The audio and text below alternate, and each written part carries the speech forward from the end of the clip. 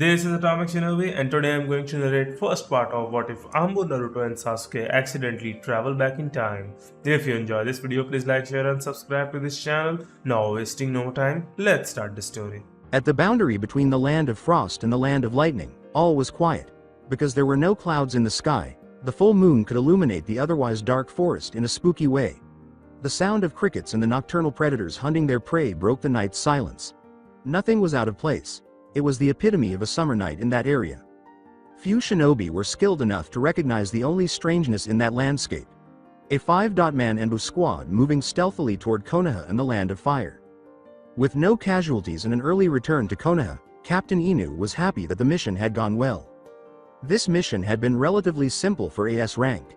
The daimyo of the Land of Lightning, their target, detested having shinobi around him because he was afraid of them. Because of this, he was much less protected, and Squad 3 had no trouble killing him and leaving as quickly as possible. The only mistake they had made was to underestimate how many traps were in the palace. That error was demonstrated by Tanuki's broken arm from a falling boulder and Neko's limping leg from a barrage of arrows. However, given that they had just killed the supreme leader of one of the 5 strongest nations in the elemental nations, it wasn't a big deal. Inu wondered whether the high ranking was because of the extreme secrecy of this assignment as he kept looking around for any indications of a border patrol or a pursuit party. After all, the Fourth Shinobi War might have begun if Kumogakure had any reason to believe Konoha was responsible for their daimyo's death. However, that gave Inu a chilly shiver. He had served in the last conflict and had no desire to endure that ordeal once more. He suppressed the beginning of a panic attack and controlled his breathing. Since he was unable to control his emotions, they would not be found. He rapidly reviewed the mission from the beginning to the present, searching for any instances in which they might have made a mistake. After failing to see anything wrong with his or his subordinates' actions, the ANBU captain silently exhaled in relief. As if on cue, Usagi, one of his squad members, asked for permission to speak in the silent sign language. The captain signaled a stop in the same manner, taking one last look around. He gestured for the man in the rabbit mask to address the group after the 5 men were nearly invisible beneath a certain large tree. "Sir, permission to request a break. We've been on the run for 6 hours now and there have been no signs of pursuit. Moreover, even though Neko and Tanuki's injuries are minors, it would be best to tend to them quickly to prevent infection," the ANBU said, straightening up and whispering in a voice so low that only his teammates could hear. Because he had been in the same squad for years, he was able to correctly read the tension in his captain's shoulders as disapproval, so he hurried on before his request could be turned down. "No arrogance intended, Taicho, but we're the best ANBU squad in Konoha and I highly doubt someone else could catch up or ambush us. I know you could continue on. Stop for the 10 hours left until you reach the village, but we're not all as strong as you, sir. We're beyond tired and Neko is on the verge of collapsing." The ANBU agent turned abruptly to give his teammate a glare, but he remained silent. Rather than dismissing the request as he had planned to do initially, Inu paused to examine his team in detail. Not including the time it took to finish the mission, Usagi was correct when he claimed that they had the highest success rate and that they had been evading capture for some time. He admitted after taking one look at Neko that the mother hen of his squad was right on the money. The youngster truly appeared as though he would pass out at any moment. His youngest subordinate continued to stand at attention as if nothing had happened, and he didn't voice any complaints. Hell, if Usagi hadn't brought his predicament into focus, he most likely would have continued until he collapsed, burdening the others. Inu mentally noted that she would speak with the child later. His team deserved a vacation, but they were still so close to the border, the commander sighed. After coming to a conclusion, the senior member of Squad 3 turned to face the rookie and asked, "Can you hold on for another hour and a half until we're in the land of hot water?" In a voice as worried as that man could be in mission mode. Neko squared his shoulder and said, "Yes sir," in an attempt to appear more assured than he actually was. It was an honor to be assigned to Squad 3 under the renowned Captain Inu, and he would be apprehended before committing an act that was unworthy of it. Something like letting his weakness slow down his team. The silver-haired captain gave the bearer of the feline mask one final approving glance before nodding and turning his keen gaze to the other members of his team. Usagi, Tanuki, Neko, and Hikuchu knew better than to debate the order because it was delivered in a commanding voice. "Camp 5 is in the middle of the land of hot water. We continue at the same pace until we reach it and then we rest there for the remainder of the night." To demonstrate that they understood the directions, they merely nodded. A moment later, Konoha's ANBU Squad 3 had departed and was traveling as swiftly and soundlessly as the dark. 9 or 10 grown men could hardly fit in Camp 5, which was a very tiny clearing. It was concealed by trees belonging to one of the biggest and densest species on the planet. In other words, it would be difficult to locate even for a vigilant observer who knew what to look for. Only because it was the fifth encampment discovered by Squad 3 did the resting place deserve its name. It became essential for Inu's team to have places to rest without worrying about being ambushed because they were frequently dispatched on missions throughout the elemental nations. As a result, the team always kept an eye out for locations like Camp 5 while on assignments. These locations were protected by seals and traps, making them safe havens that the Hokage and no one else knew about. When outside the boundaries of their village, the ANBUs felt most comfortable in these camps. Given these facts, it was only natural for members of Squad 3 to remove their masks after arriving at their destination and receiving the rest order from their captain. By doing this, they reverted to being regular shinobi, with the odd personalities and bizarre eccentricities that any respectable Jonin possessed, rather than being tools that could only give or carry out commands like killing machines. "Come here, kitten, I'll take care of your injured paw," a reasonably attractive man with a senbon in his mouth said. While saying that, he took a first aid kit out of his pack and put his Usagi mask inside. "There is no need, Genma-senpai, I'm fine," a 16-year-old teenager said stoically. "You didn't have to single me out earlier, I could have continued until we reached Konoha," he added bluntly, still feeling bad about looking weak in front of his captain.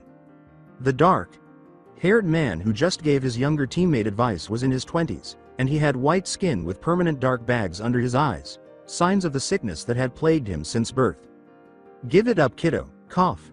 We may not have a medic.nin in our squad, but Genma cough. Has taken it upon himself to see to our health, and he can be cough as stubborn as those damn doctors at the Konoha's hospital. Cough. When they fuss over you. Only a kenjutsu expert like him could properly wield the exquisite katana at his side."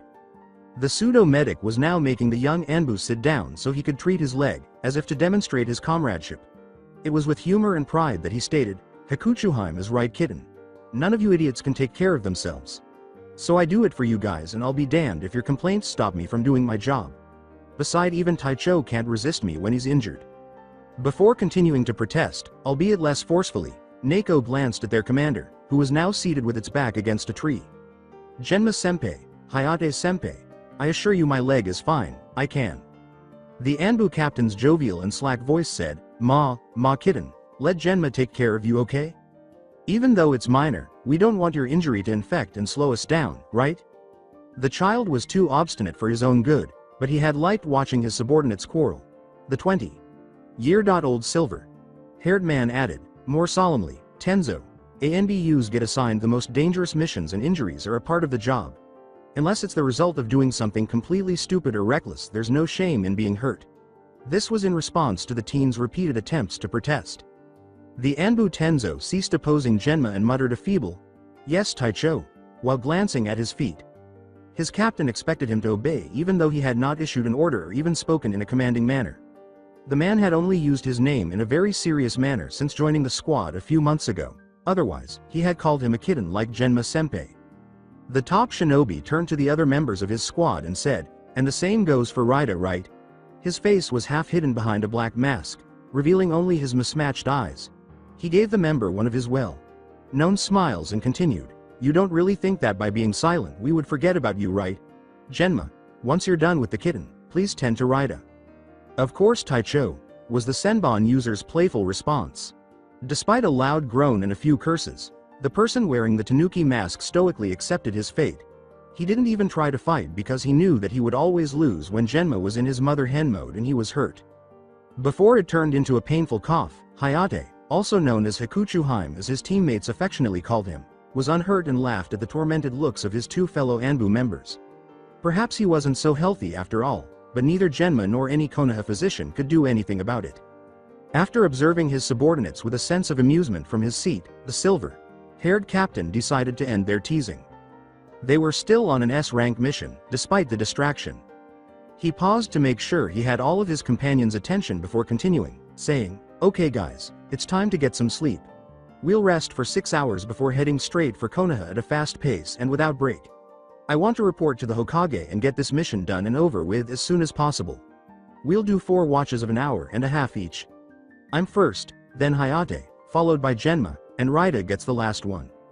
Concerned about being left off the watch list, Tenzo said, "What about me, Taicho?" The commander stood up straight, then turned to face his youngest subordinate and said, "I have another job for you, Tenzo, if you accept it. It's a job that will keep all of your teammates safe and diminish the risk of yours and Rado injury infecting." He said this in the most solemn tone he could manage. "It would be my honor to do such job, Taicho, name it and I'll do it," the teenager said as he suddenly snapped to attention. "Great kitten. Use your Mokuton abilities to build a nice house for your senpais now, will you?" The leader stood, his seriousness forgotten, and smiled at Tenzo with one of his eyes before addressing him in a humorous tone. The teen ANBU only needed to hear his captain's smile and his teammates' suppressed laughter to realize that he had been duped once more. Neko mumbled a feeble, "Yes, Kakashi Taicho." Once more, his shoulders slumping in defeat, before complying and making a few hand gestures.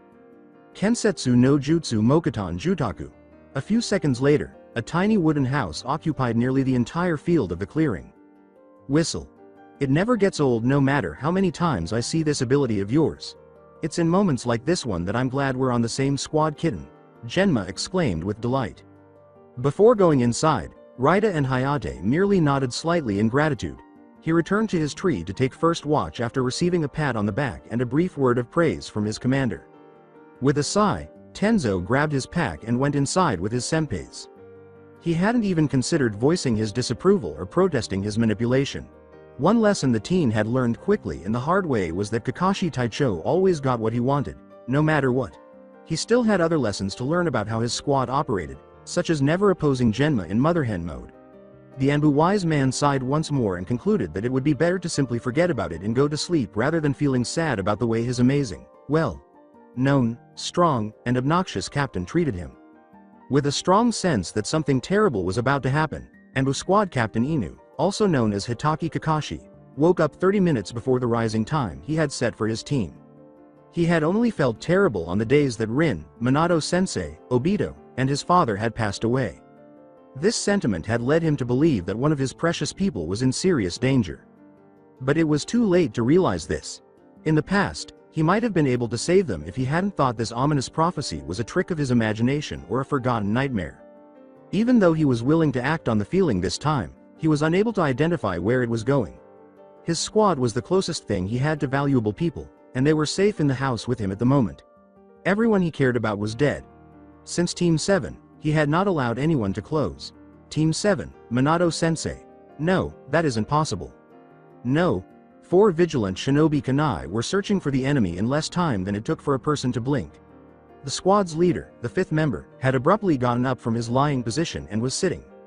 His breathing was erratic from panic, and his eyes were filled with pure horror. After scanning their surroundings for a second, the 4-armed ANBU concluded that there was no immediate threat from whatever had alerted their commander. After 2 seconds, the commander had gathered his thoughts and was packing his belongings in a state of unidentified urgency.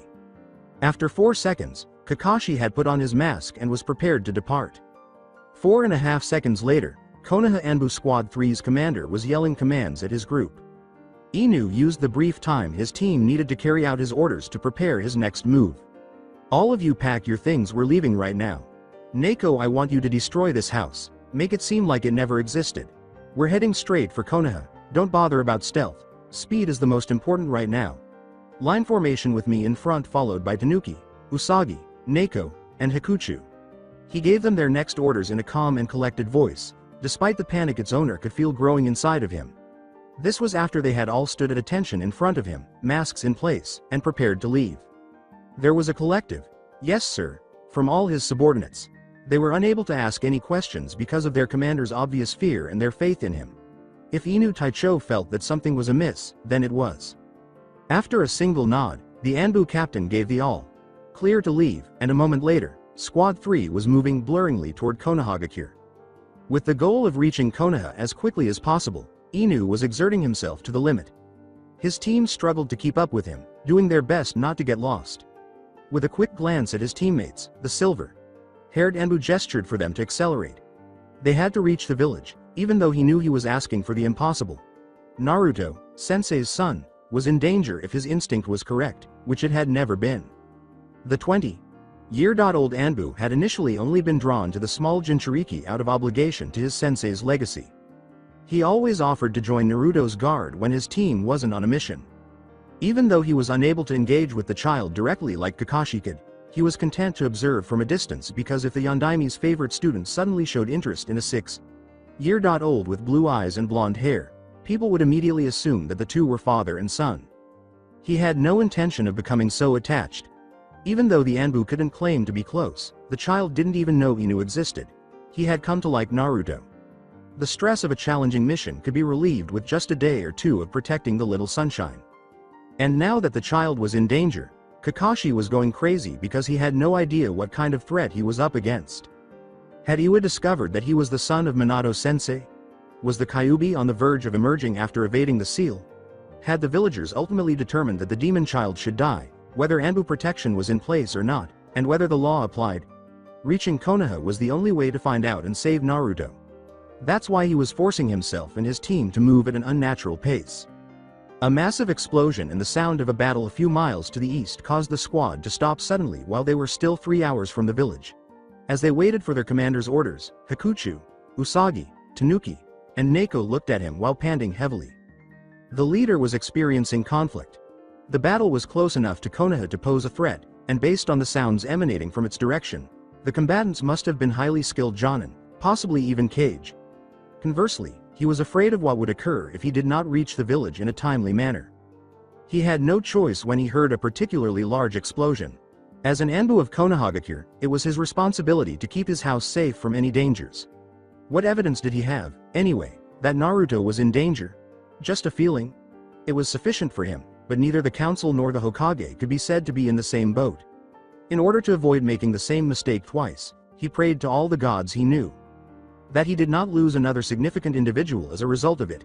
He inhaled deeply, sealed a few hands, and bit his thumb. No jutsu, Kachiyose.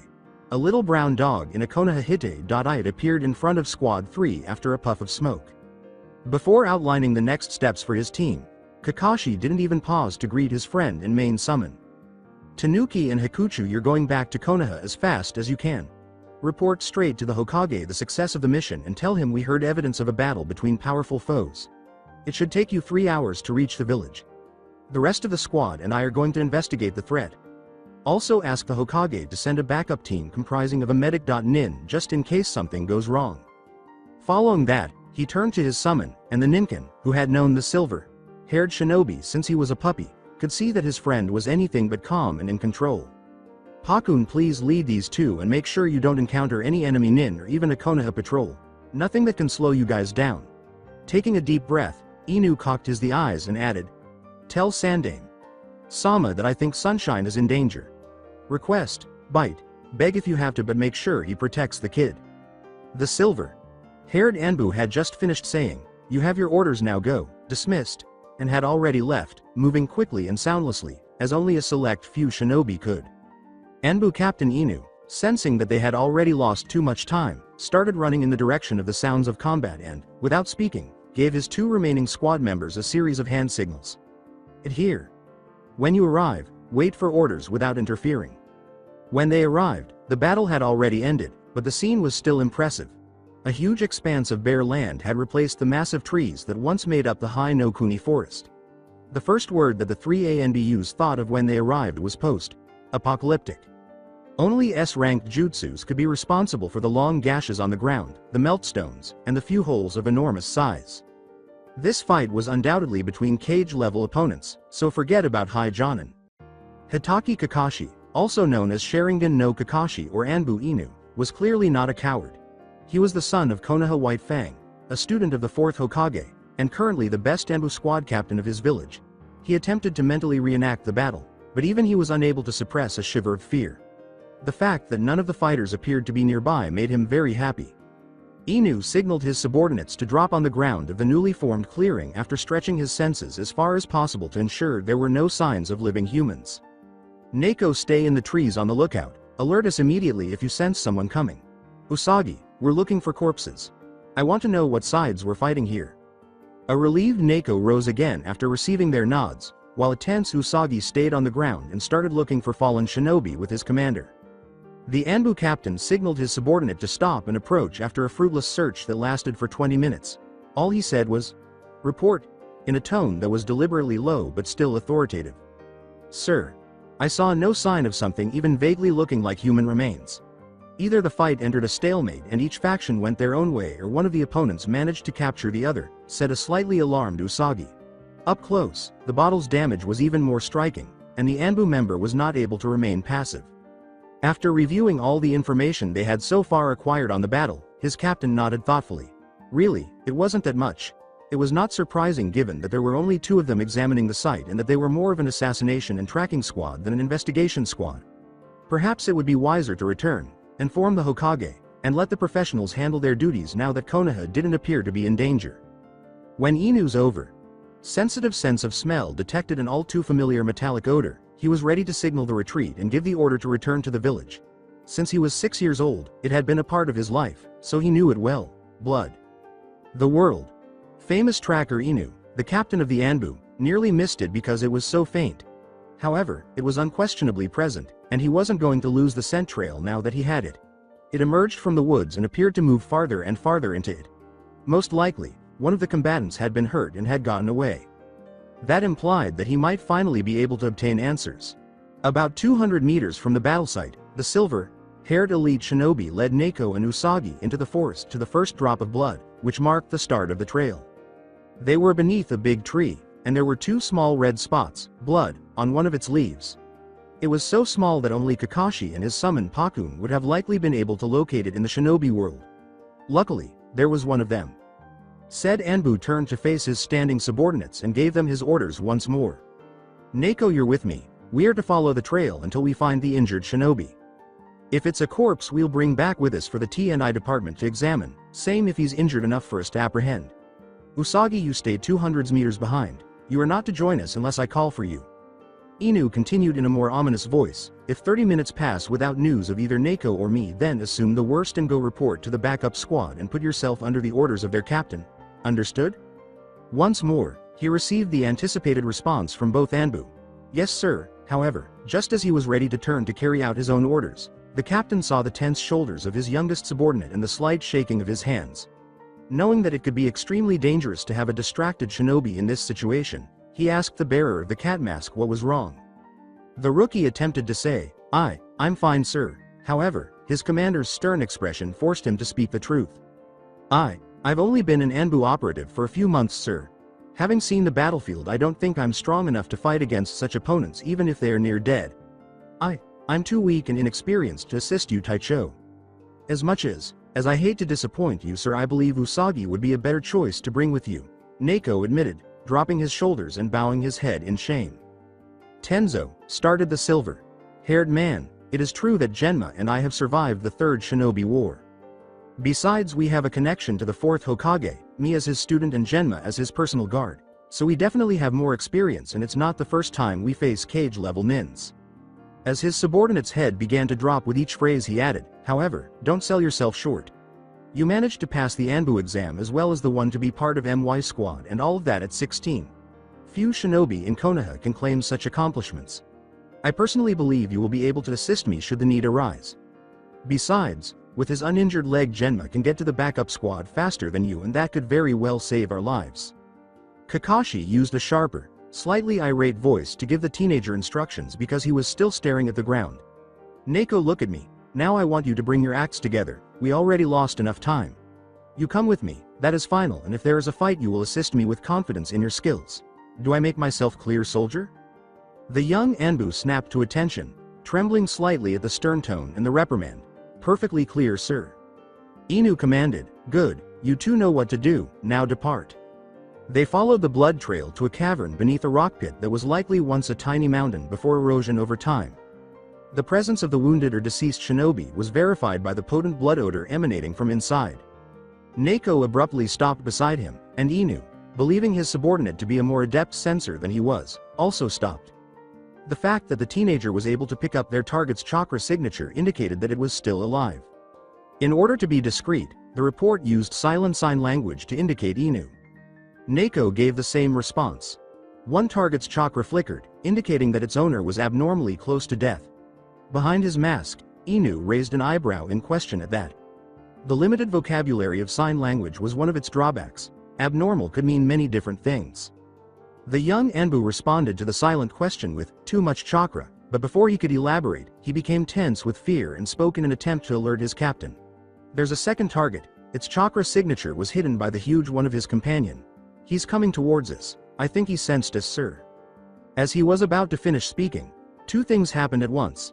Inu felt the target approaching the edge of his sensing zone, and the target, an unidentified masked nin, swung a katana at Neko's head in a flash of blue light. For the ANBU captain, time seemed to stop, and he could see a few seconds ahead thanks to his activated Sharingan. There was not enough time for the teenager to try to help, and the sword would cut his comrade's neck. Inu's voice continued to yell, "Neko, duck," despite knowing it was in vain. His words appeared to have an impact on the stranger, despite their irrationality. Instead of killing the bearer of the feline mask, he merely pressed his katana to Neko's neck and secured his arms with ninja wire after he briefly froze, too short to allow the two ANBUs to take advantage of his hesitation. All of this occurred prior to the final echoes of the ANBU captain's shout having faded. The masked shinobi, sensing that his prisoner's comrade was about to attempt something, said, "Don't move and nobody gets hurt. State your village and reason for chasing my teammate and me." Although the tone was emotionless, the killing intent conveyed made it clear that the words posed a threat. The leader of Squad 3 responded, Ma, let's calm down, shall we?" as all of his tension left his body. Those who were close enough to him knew that he was at his most dangerous when his hands dropped to his sides in a non-threatening manner. "My friend and I just happened to stumble upon an intriguing battle site and wondered who was responsible." This statement isn't entirely accurate, but it's also not lies. During interrogation, that was the best course of action. His eyes, both of them, were observing his opponent's appearance while his mouth engaged in small talk. The enemy nin was in poor condition.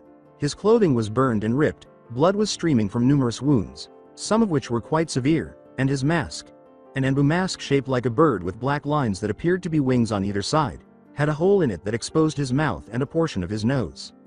If those indications weren't enough, his extremely low chakra level and broken arm, which he managed to conceal well enough to evade Inu's keen observations, were evidence that he had recently been in a serious altercation. Overall, he and his teammates would have easily defeated him if he hadn't caught them off guard. The enemy, whom Inu chose to call Crow, was strong enough to have survived a cage-level battle without suffering any fatal injuries, proving that he was a cage-level shinobi despite being aware of these facts. He was a war veteran who had witnessed more battles than he could count, and his body language also conveyed experience in dire circumstances. It dawned on him then that Crow was desperate. He knew that Inu and Neko were currently stronger than him because he had sensed their approach based on their chakra signature. Instead of attempting to escape, which he could have done given his speed, he had managed to divert his pursuers' attention from the other target, who was almost dead if Neko was correct. Furthermore, Inu was likely correct to believe the enemy nin was attempting to protect his friend and would not desert him, as Crow had stated that the other was his teammate. He could use that, How can we now persuade him to let go of his youthful subordinate? With the swiftness of a Nara, Inu reviewed all the strategies and potential plans that were racing through his mind before selecting one. Continue the conversation while attempting to gain control of the circumstance. However, Crow spoke again before he could carry it out. "I don't see what the battlefield you witnessed has to do with me." This statement was made once more without showing any emotion and without providing any clues. Maybe the blood trail that your teammate currently in the cavern left from the site to here?" The sword pressed harder against Neko's neck, leaving a thin red line of blood, and Crow's posture became slightly defensive at the mention of said teammate.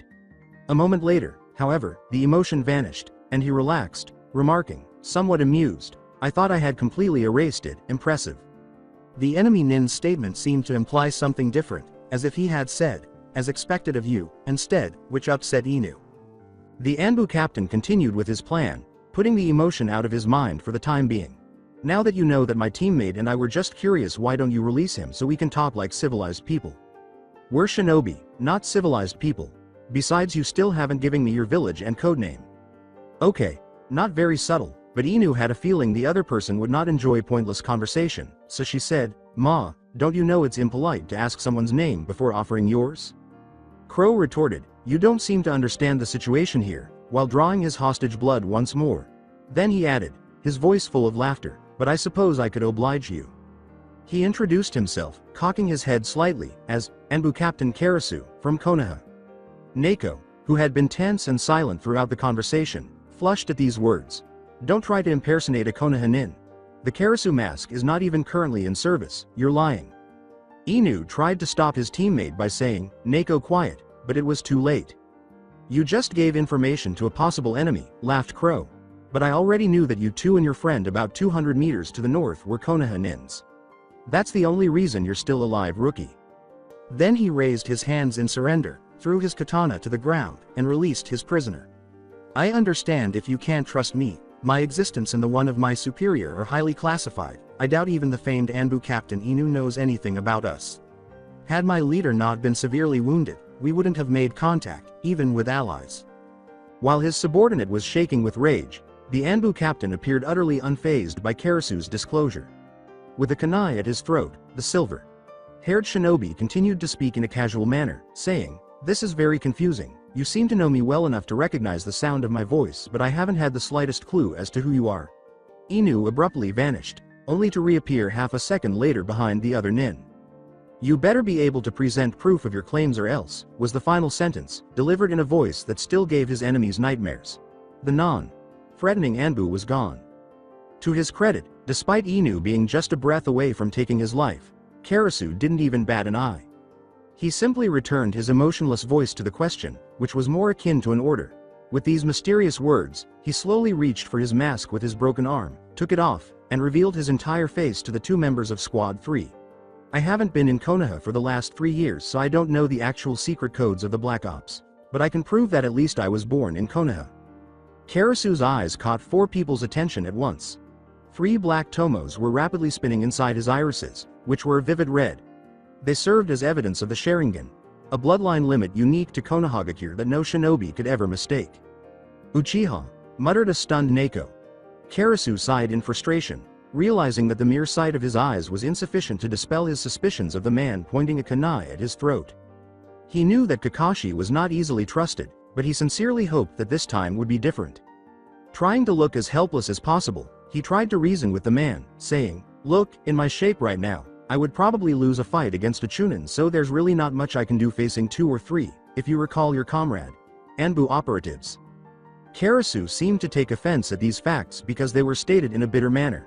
It hung in the air even though he didn't use the word, "Please. My leader is in even worse state. That idiot is on the verge of death. Bring him to Konoha's hospital and report to your Hokage that Kitsune is back in his lair. He'll understand and tell you we're not enemies." That's most likely what prompted Inu to take action. Uchihas didn't beg, not even to save their lives, but Karasu was desperate enough to do so. If he was prepared to go that far, his teammate must be very important to him. After rendering Karasu unconscious, he instructed Neko to use his wood jutsu to bind him and watch over the Uchiha while he went to get his leader. There was a pool of blood beneath the wounded shinobi as he leaned against the cavern wall. He had too many bleeding wounds to count, and like his comrade, his ANBU clothes were burned and torn. But his mask was still whole and securely fastened. Given that it was a kitsune mask with red circles surrounding the eyes, the mysterious note Karasu had left him was most likely about this shinobi. Inu could now truly comprehend why Neko had claimed that this particular chakra was abnormal because he was so close to the other nin. The man's chakra was flickering on and off like a light bulb on the edge of breaking, making it obvious that he was close to death. The quantity of chakra he still had was abnormal. The dying nin had just been in a cage-level battle and now possessed about the same amount of chakra as the silver-haired shinobi. When he was in peak fighting condition, his spiritual energy must have been insane. As he recovered from his shock and set aside the question of Kitsune's chakra reserve for further investigation, Inu reached for the unconscious man with the intention of bringing him back to the village with him. He became aware of his hair's color at that point. He hadn't registered it sooner because it was nearly entirely obscured by mud and blood, but the ANBU captain couldn't help but shudder when he saw it. Only 2 other people he knew had that hair color. A 6-year-old Jinchuriki and his deceased sensei. Now that his hand was shaking, Inu carefully took off his mask rather than picking the man up. Kakashi quietly released the breath he was holding without realizing it when Kitsune's face was revealed. He was trembling in more than just his hand. Shock shook his entire body. A Minato Sensei clone lay in front of him. A dying clone of Minato Sensei at that point, his instincts took over and his brain shut down.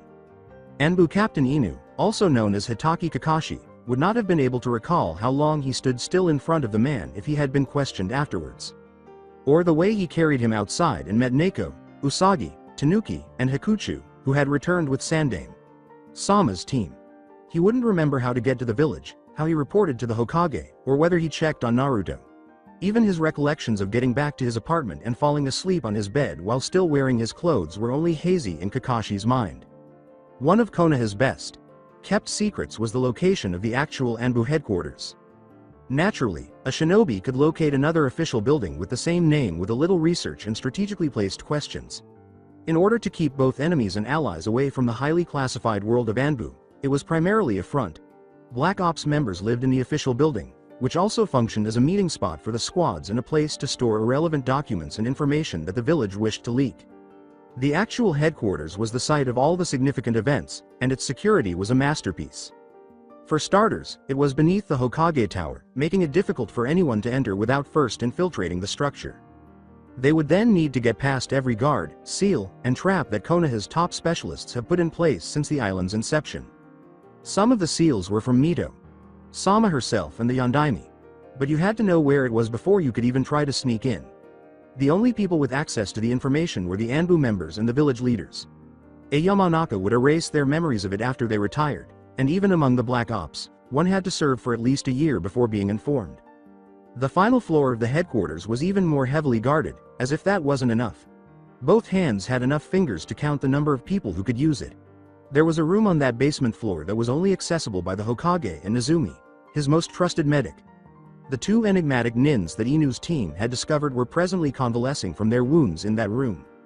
The Sandame Hokage, Sarutobi Hiruzen, had slipped out of his office to keep an eye on the two shinobi who were unconscious as soon as he could. In an attempt to relax, he was now pacing the tiny room back and forth. 3 years, you guys disappeared to Kami knows where and don't send a report or even a notice to say you're still alive. I've even put Jiraiya on your trails, but no, with your level of skills. Even Konoha's spymaster couldn't find a lead on your location. If it had been any other squad that had found the battlefield, you two would still be out in the wilderness, slowly bleeding to death. Only because Kakashi was there, he rambled. Talking to himself helped him feel better, even though Kitsune and Karasu couldn't hear him and were completely unconscious. It made it possible for the elderly Hokage to think clearly and logically. It also made it possible for him to hide his annoyance or anger from the person he was angry with later. Very helpful prior to a council meeting. Naturally, Sarutobi only engaged in self-talk when he was by himself. His soldiers wouldn't want to believe their leader was insane, even though the majority of them also had some loose screws. With a defeated sigh, the god of shinobi collapsed onto the chair situated between the two beds. I know you guys are powerful, even stronger than me, but I still worry. Besides my vow to Minato, I see you as another grandson despite the little 6 years we've known each other and your all too short visits to the village since then. Is it so hard to believe that I care? He gave Kitsune, with whom he was conversing, slight grin. You really did inherit your father charisma.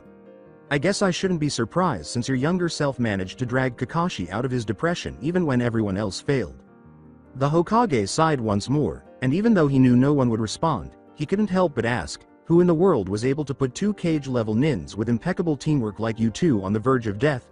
Since none of the shinobi had even batted an eye during his digression. Madara came from the bed beside Kitsune in an emotionless voice. Sarutobi turned his eyes away from the blonde man and toward the Uchiha who was sitting in his bed at the time. He hadn't even heard the man move, let alone sensed that he was awake. Since when, he started out surprised but paused to ask, "Are you all right?" in a more worried tone. Before responding to the first incomplete question, the man with the raven hair simply shrugged, brushing off the worry for his health. A few hours, I was only unconscious because Kakashi knocked me out. That may be so, but you were still severely hurt. Karasu pointed to his friend and said, not as much as he was. His normally emotionless voice carried a hint of worry. The Sandame wanted to deny that the man had nearly died as well, even though he was not killed, but he knew the nin didn't give a damn. Therefore, the Hokage decided to return to more important issues rather than pursuing a pointless topic. Can you tell me what happened? You said you two fought Madara? Your last report stated he was hiding after you managed to kill 4 of the Akatsuki's members. A chilly glare that would have made a less experienced shinobi cower in fear was the only response the older man received to his question. Sarutobi sighed again, thinking, he was really doing that a lot today. He wondered why this specific Uchiha was always so hard to deal with. Sasuke-san said, contrarily to the other times you sneaked into the village unnoticed, there are currently 10 Black Ops members knowing that 2 unknown ANBUs claiming to be from Konoha are in custody. While my ANBUs are sworn to secrecy, it is a sad reality that some members are less trustworthy than others, and the information of your existence has already reached the council's ears. I don't intend to tell them the truth, but in order to create a convincing story, I need to fill it with half-truths. And to do that, I need to know what happened. After all, I can't really say that my ANBU refused to report to his Hokage. He cracked a joke. He ought to have been more aware. The only person I'll ever call Hokage is currently sleeping in the bed next to you, the man said, tensing as a surge of rage entered his voice. You're not my master. The Sandaime attempted to placate the influential Uchiha by saying, I know that, but the council's members don't, and I believe it is best that it remains that way. Then he stopped talking, allowing the shinobi with the raven hair to tell him or not. The old leader was aware that even Ibiki and Inoichi's combined efforts would not force the other man to reveal a secret he wished to keep. Thankfully, despite his extreme stubbornness, the Uchiha was also highly intelligent and likely understood the reasoning behind his position. However, Sasuke did despise him, so perhaps he wouldn't speak after all. When Karasu finally spoke in a monotone, Sarutobi was starting to believe he would not receive his answers because of the heavy silence that pervaded the room. 3 years ago, after we managed to kill Kakuzu and Hidan, the rest of the Akatsuki went into hiding. Kisame and Sasori having already fallen at our hands, we believed Madara didn't want to lose any more of his forces. We searched the whole continent, but all the hints we found on Orochimaru location led to a dead end. We have a promise with Jiraiya of the Sannin and Rokudame. Sama doesn't really want to fight them unless it becomes absolutely necessary, so we left Nagato and Konan alone. As for Madara, he just seemed to disappear into thin air. Our lack of progress on the extermination of the Akatsuki is the reason we didn't send words back to you. We had nothing to report. Then, Hokage Sama had one of his stupid and reckless idea. He would allow some of the Kyuubi chakra to leak out, making Akatsuki think that the Nine Tails Jinchuriki was no longer safely guarded in Konoha. By acting like bait, he was hoping Madara would come to personally subdue him. I went along with the plan thinking it would never work out. I should know by now never to bet against Naruto. That is to say, Madara did come, along with Zetsu, and there was a battle. We fought well, but somehow we never gained the upper hand, and after a while we were on the verge of losing. To force a draw, Hokage Sama had to use his self-sacrificing jutsu, which explains. Unable to control himself, the Sandaime interrupted. A draw? What kind of self-sacrificing jutsu? If both sides are dead, then it's a draw. As for the jutsu he used, I'm not too sure. Something about shooting all the Kyuubi chakra at your opponent. It apparently caused all of his chakra coils to overload, and, since it's the beast's chakra, it resulted in being burned alive but from the inside. At least that's what I understood. That would explain Nezumi's report about his internal organs being severely burned. Shooting all of the Kyuubi chakra at once, it must be really powerful. I wonder if there is a way for ordinary shinobi to use it without dying. Maybe if you only overloaded a. The professor muttered after listening intently to his explanations. Karasu yelled, do you want to know what happened or not? He scowled at the elderly man until the Sandaime apologized and gave him a tiny, sheepish smile, urging him to go on. Like I was saying, the use of the jutsu explains Kitsune's state. The good news is that it was not powerful enough to kill him, even if it was a close call. The bad news is that it was also not strong enough to destroy Zetsu or Madara, and now they know what we are capable of. After they escaped, I brought the Rokudame to a safe location while erasing our trail to the best of my abilities. The rest you can ask Kakashi. The Sandaime simply replied, I already did. He decided they could wait until later, even though Karasu's report raised as many questions as it clarified. Aside from one. Is there any chance that Madara will try to retaliate? Probably, but it will take a while before he tries anything. He got caught in Hokage Sama jutsu, and unlike him he doesn't have healing abilities. Good, Sarutobi said, letting his expression reflect his sense of relief. What are your plans once you're healed? With steely eyes and a determined voice, he declared, it is not my decision to make. For now I'll just guard Rokudame Sama until he wakes up. The Sandaime was positive that the Uchiha would make anyone who was foolish enough to try to harm the blonde man regret their birth. Hitaki Kakashi had a lot of patience. Although he was always on time, he made it a point to be late for every meeting in memory of his teammate who passed away a few years ago. One's patience was truly tested when they were prepared at the scheduled time and then had to wait for an hour or two before arriving. A patient shinobi is a good shinobi, or something similar, according to a shinobi rule, isn't it? Despite his patience, Hitaki Kakashi was at his breaking point right now. His day had been awful so far. After having a nightmare about Minato Sensei's death, he had woken up. It was nothing new, but this one had seemed so real that it made him panic. Then he recalled what had happened the day before, and he was out and running on the roofs toward the Hokage Tower in less time than it took to say shuriken. Kakashi thought that only 3 people could tell him about the mysterious clone of Minato Sensei, because he knew nothing of any Kitsune or Karasu, and the Sandaime had verified that they were, in fact, Konoha's nins. One was the clone himself, but he would not be awake to speak if he were still alive. The Uchiha in the Karasu mask was the other one, but he and the man hadn't gotten off to a great start. In addition, he had no idea where the other ANBU was located, which meant that the Hokage was his only choice. Regretfully, the old leader was not present when he arrived at the office, and the secretary was unaware of his location or the amount of time until his return. Kakashi had decided to wait in the hallway so as not to miss the man. 5 hours have passed since then. The 20-year-old shinobi was now spinning around after giving up on remaining motionless for a long time. The only person who could provide him with the answers he sought was not in the right place. The temptation to use his tracking abilities on the Sandaime was intensifying with every minute that went by, even though doing so would most likely put him in Ibiki's custody. He heard a voice behind him just as he was ready to do it. "Ah, Kakashi. I had a feeling you would want to meet me. Unfortunately, I had pressing matters keeping me this morning. I hope you didn't wait too long?"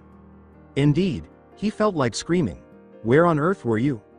Why does the ANBU have a Yondaime look-alike? Why wasn't it disclosed? How could 2 ninjas at the cage level be totally unknown in their own village? However, the Hokage was in front of him and not one of his chunin or subordinates, whom he could simply replace. Rather than shouting at the man, the silver-haired Junin awoke and courteously responded to his leader. "No sir, if it is not too much of an inconvenience, may I request to talk with you?" The Sandaime sighed. He was aware of this specific shinobi's capacity for curiosity. He led the way to his office, nodded, and sat behind his desk, observing the man in front of him. By keeping him waiting for so long, he had hoped that Kakashi would have abandoned the conversation or at least postponed it until later. He had underestimated the man's obstinacy. "First, I'd like to congratulate you for a mission well done. You gave me a brief verbal report of it yesterday, but I still expect the written one on my desk by tomorrow," the Sandaime said, failing to see any other option. Kakashi was now free to speak and ask his questions after his cage had initiated the conversation as required by protocol. After acknowledging the praise and order with a nod, he immediately addressed the purpose of his visit. "How are the 2 ANBU found yesterday?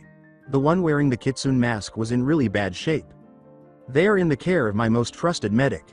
Where are they? If their condition allowed it, I would like to pay them a visit. You don't have the clearance needed to access where their room is located. Why doesn't anyone know of them? Their mission is extremely dangerous and as such, is highly classified." But surely someone, like I said, their existence is highly classified. Only 4 people knew of them, 3 now since one died 6 years ago. However, Kakashi is the Yondaime. He had only learned that so far because the older man's responses were so evasive. The silver-haired man could keep asking questions until his leader told him to stop, but he couldn't make the Sandaime tell him the truth. The older man might make a mistake again. Why would Minato Sensei try to clone himself? He made an attempt. That was successful in getting the man to react. The elderly Hokage got up in outrage and dropped his pipe. "What makes you think that, Hitaki?" In an attempt to quell the rage he saw rising in the Sandaime eyes, he hastily added, "I removed Kitsune's mask and saw his face, sir. But I replaced it before taking him out of the cavern. No one else saw it. It's forbidden to remove another ANBU operative's mask without permission, Hitaki." The older man's voice was cold. "I am familiar with Hokage-sama," the copy nin said. "I don't regret it and I wouldn't do it again, but if you punish me, I'll take it." That's what his voice suggested. As the 2 men engaged in a silent glaring contest, the tension in the room increased. The Sandaime, surprisingly, was the first to sigh and lower his gaze before the privacy seals were activated. Although there was nothing he could do to prevent the old war hawk from finding out that 2 strong, unidentified ANBU had returned home hurt, he knew Danzo had spies in the tower and that it would have been preferable if Minato and Kitsune's relationship had remained a secret. Perhaps Danzo's knowledge could aid in the plan he had been working on since his conversation with Karasu, even though the 2-time travelers would not be happy. First, cloning is, to this day, impossible. The only one with maybe enough scientific knowledge to attempt it is Orochimaru, but I'm sure you're aware that even before he went rogue, Minato and him were not on good terms. Second, the Yondaime was a man with too much morality to even consider doing something like that. And finally, did you really take a good look at Kitsune? While I cannot deny the similarities between the two, as far as I know Minato and him do not look exactly the same. The old Hokage turned back to the Junin in front of him, but his tone remained harsh and reprimanding, but slightly softer. His leader saw the copy nin's eyes light up with understanding, but he whispered, a relative.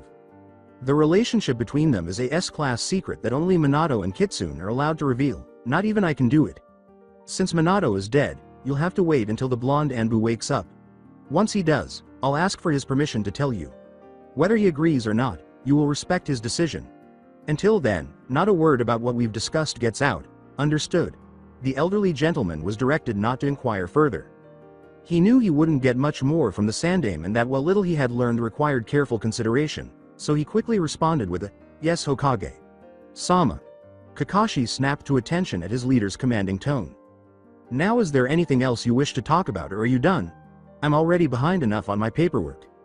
After being not so tactfully dismissed, Kakashi was about to walk away when he suddenly realized something. In his most respectful tone since the start of the conversation, the silver-haired shinobi bowed low and said, I want to thank you for believing me about Naruto. Pakun said that as soon as he told you that I thought the kid was in danger, you sent a full ANBU squad to assist the two operatives already guarding him. For that, I also owe you an apology, sir. However, Pakun reported that nothing attempted to harm Sensei's son, despite the customary glares and insults from the villagers. You're one of my shinobi with the best instincts and I trust them, so you have nothing to apologize for, the Hokage said softly to the copy nin. But this time I was wrong. Naruto was not in mortal danger. The authoritative tone returned, leaving no room for debate. Who knows, maybe the reinforced protection stopped whoever wanted to harm the kid. If you ever have another one of your premonition of doom, I fully expect you to inform me and I will probably act on it again. Kakashi said, yes, Hokage. Sama, before bowing and heading for the door.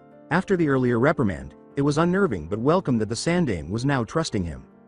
The old Hokage voice interrupted him as he was about to turn the handle, saying, if I recall correctly, your squad is going to be short of 2 members for a few months, right? The Junin responded despite not understanding the source or destination of this. Yes sir, Hayate is taking leave to try a new treatment and Raida is accompanying the envoy to Getsukager. As their leader feared him a lot, our diplomatic corps wanted someone affiliated with the Yondaime to come along. Knowing that Kakashi detested politics, the Sandaime teased, oh, why not send you or Genma? We played Janken and Raida lost. The Hokage, not believing him, said, of course. So you have 2 vacant spots on your squad. I could use that. Sir? Inquired a perplexed Kakashi. Nothing, just talking to myself. If that's all then you're dismissed. Sarutobi's face lit up with a cunning smile as soon as his subordinate shut the door. He was making good progress on his plan. Kitsune and Karasu would not be able to get away this time. Fire was spreading throughout his body, he was burning alive, and he was positive that his blood was actually boiling. His voice would not come out, even though he wanted to scream and plead with anyone to stop it and kill him. Before the fire started to gradually go out, he had no idea how long he had been subjected to this torture.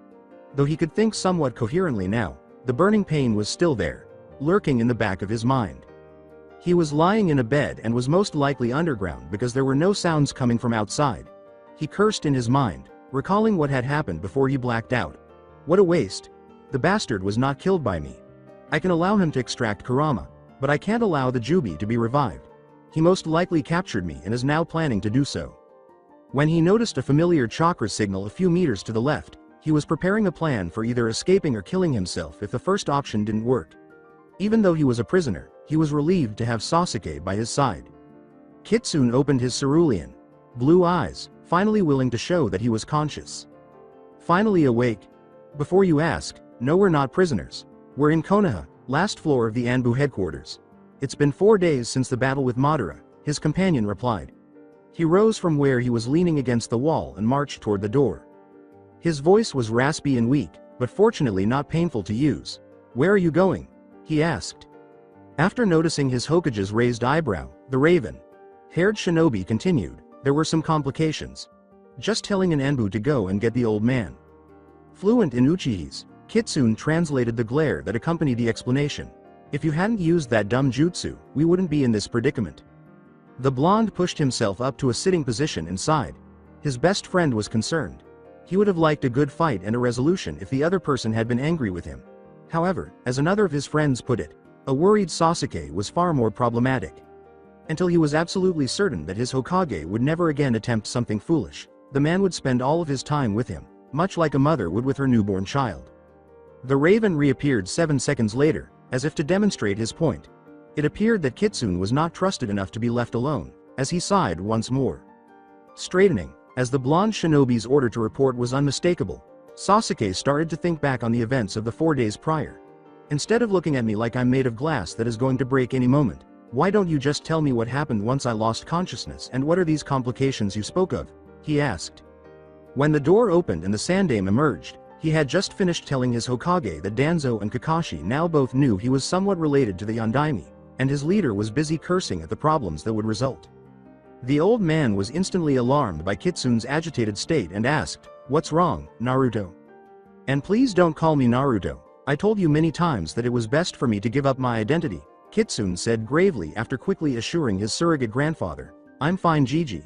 I'm only mad at Kakashi and his stupid curiosity." "Just saying, then you'll have to give me a new name for me to call you," Sarutobi said. "What's wrong with Kitsune? Do you want to give the mask to a new ANBU member or something? I guess that's fine. I could always be Gamma instead." "It was Arrow. Send an old mask so I'd actually be proud to wear it," the brunette babbled. Sarutobi inhaled deeply before revealing the truth. "I didn't mean that. You are and will stay Kitsune until you either die or voluntarily leave ANBU. Even then I probably won't give your mask to anyone except maybe your younger self if he joins the Black Ops. I'm planning to execute the plan that Minato and I came up with 6 years ago. Of course I'm going to have to change it a little as a few things happened between now and then, but essentially it's the same. Sasuke. Sans covert story doesn't need any amending as for yours." "Whoa, wait please. Wait a minute, Sarutobi. I have no intention to live in Konoha. As soon as I'm healed, Sasuke and I are leaving again. The plan that Dad and you created is ridiculous, especially the part about making me the Yondaime's successor. You know why I have to hunt Akatsuki down, why it's imperative that the Jubi never walks this earth again, and to do that I need to live in the shadows, not be in the spotlight as the freaking Godem.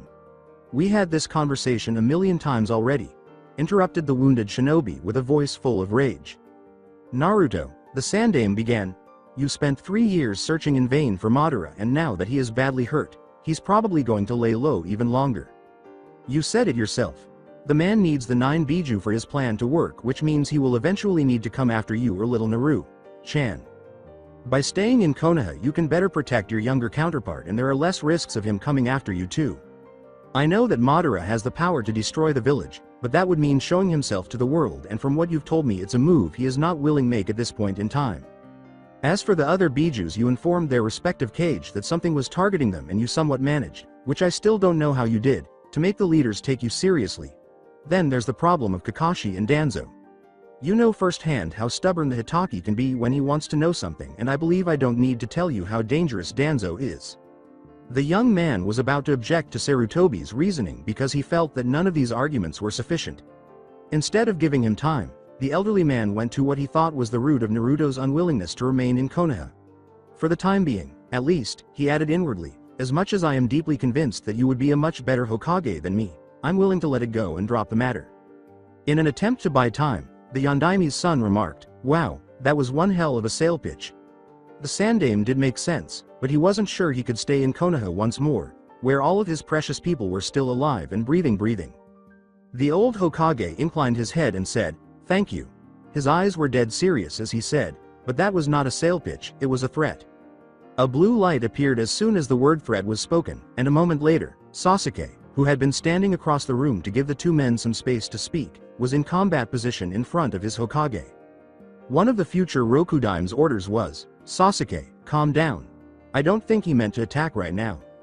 The god of shinobi spoke in a calm and assured tone, making it clear that he would follow through on his promises should the need arise.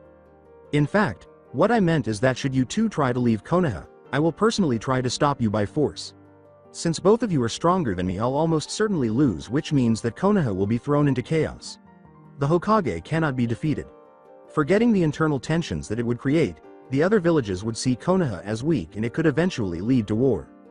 The blonde Hokage's tone was equally serious. The future of the village they had both sworn to protect was at stake. This is not just a threat, old man. It is blackmail as well and a huge risky gamble. Sarutobi turned to face the Uchiha, who was still standing guard in front of his leader, and nodded, not as if unconcerned by his surrogate grandson's charges. What do you think of this, Sasuke-san? He inquired. The raven-haired ANBU repeated, it is not my decision to make, but he scowled and nodded slightly to his friend. The old man is correct, and I don't like it, this time. The blonde just needed that final push. Damn it! He yelled as he raised his hands. Fine, you win, we'll stay in Konoha and we'll use Dad's plan minus the Hokage part.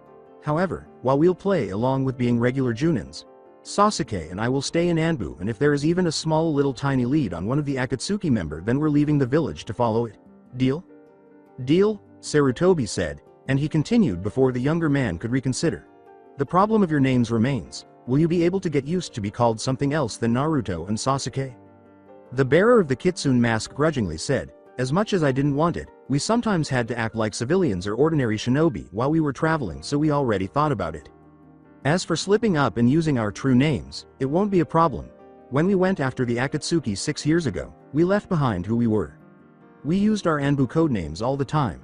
Honestly, it feels weirder being called Naruto than Kitsune. The bearer of the kitsune mask glared at the man, still furious about being forced to live in Konoha. I see, was the Sandame's only response. Although he knew they had no other option, it was unfortunate that these two courageous individuals had to remove their identities. So what names have you chosen? Sasuke, since Hokage Sama is likely to slip at some point, I thought it would be best if it remained the same. Besides, it is a fairly common name, especially in Konoha, the raven said with a grin.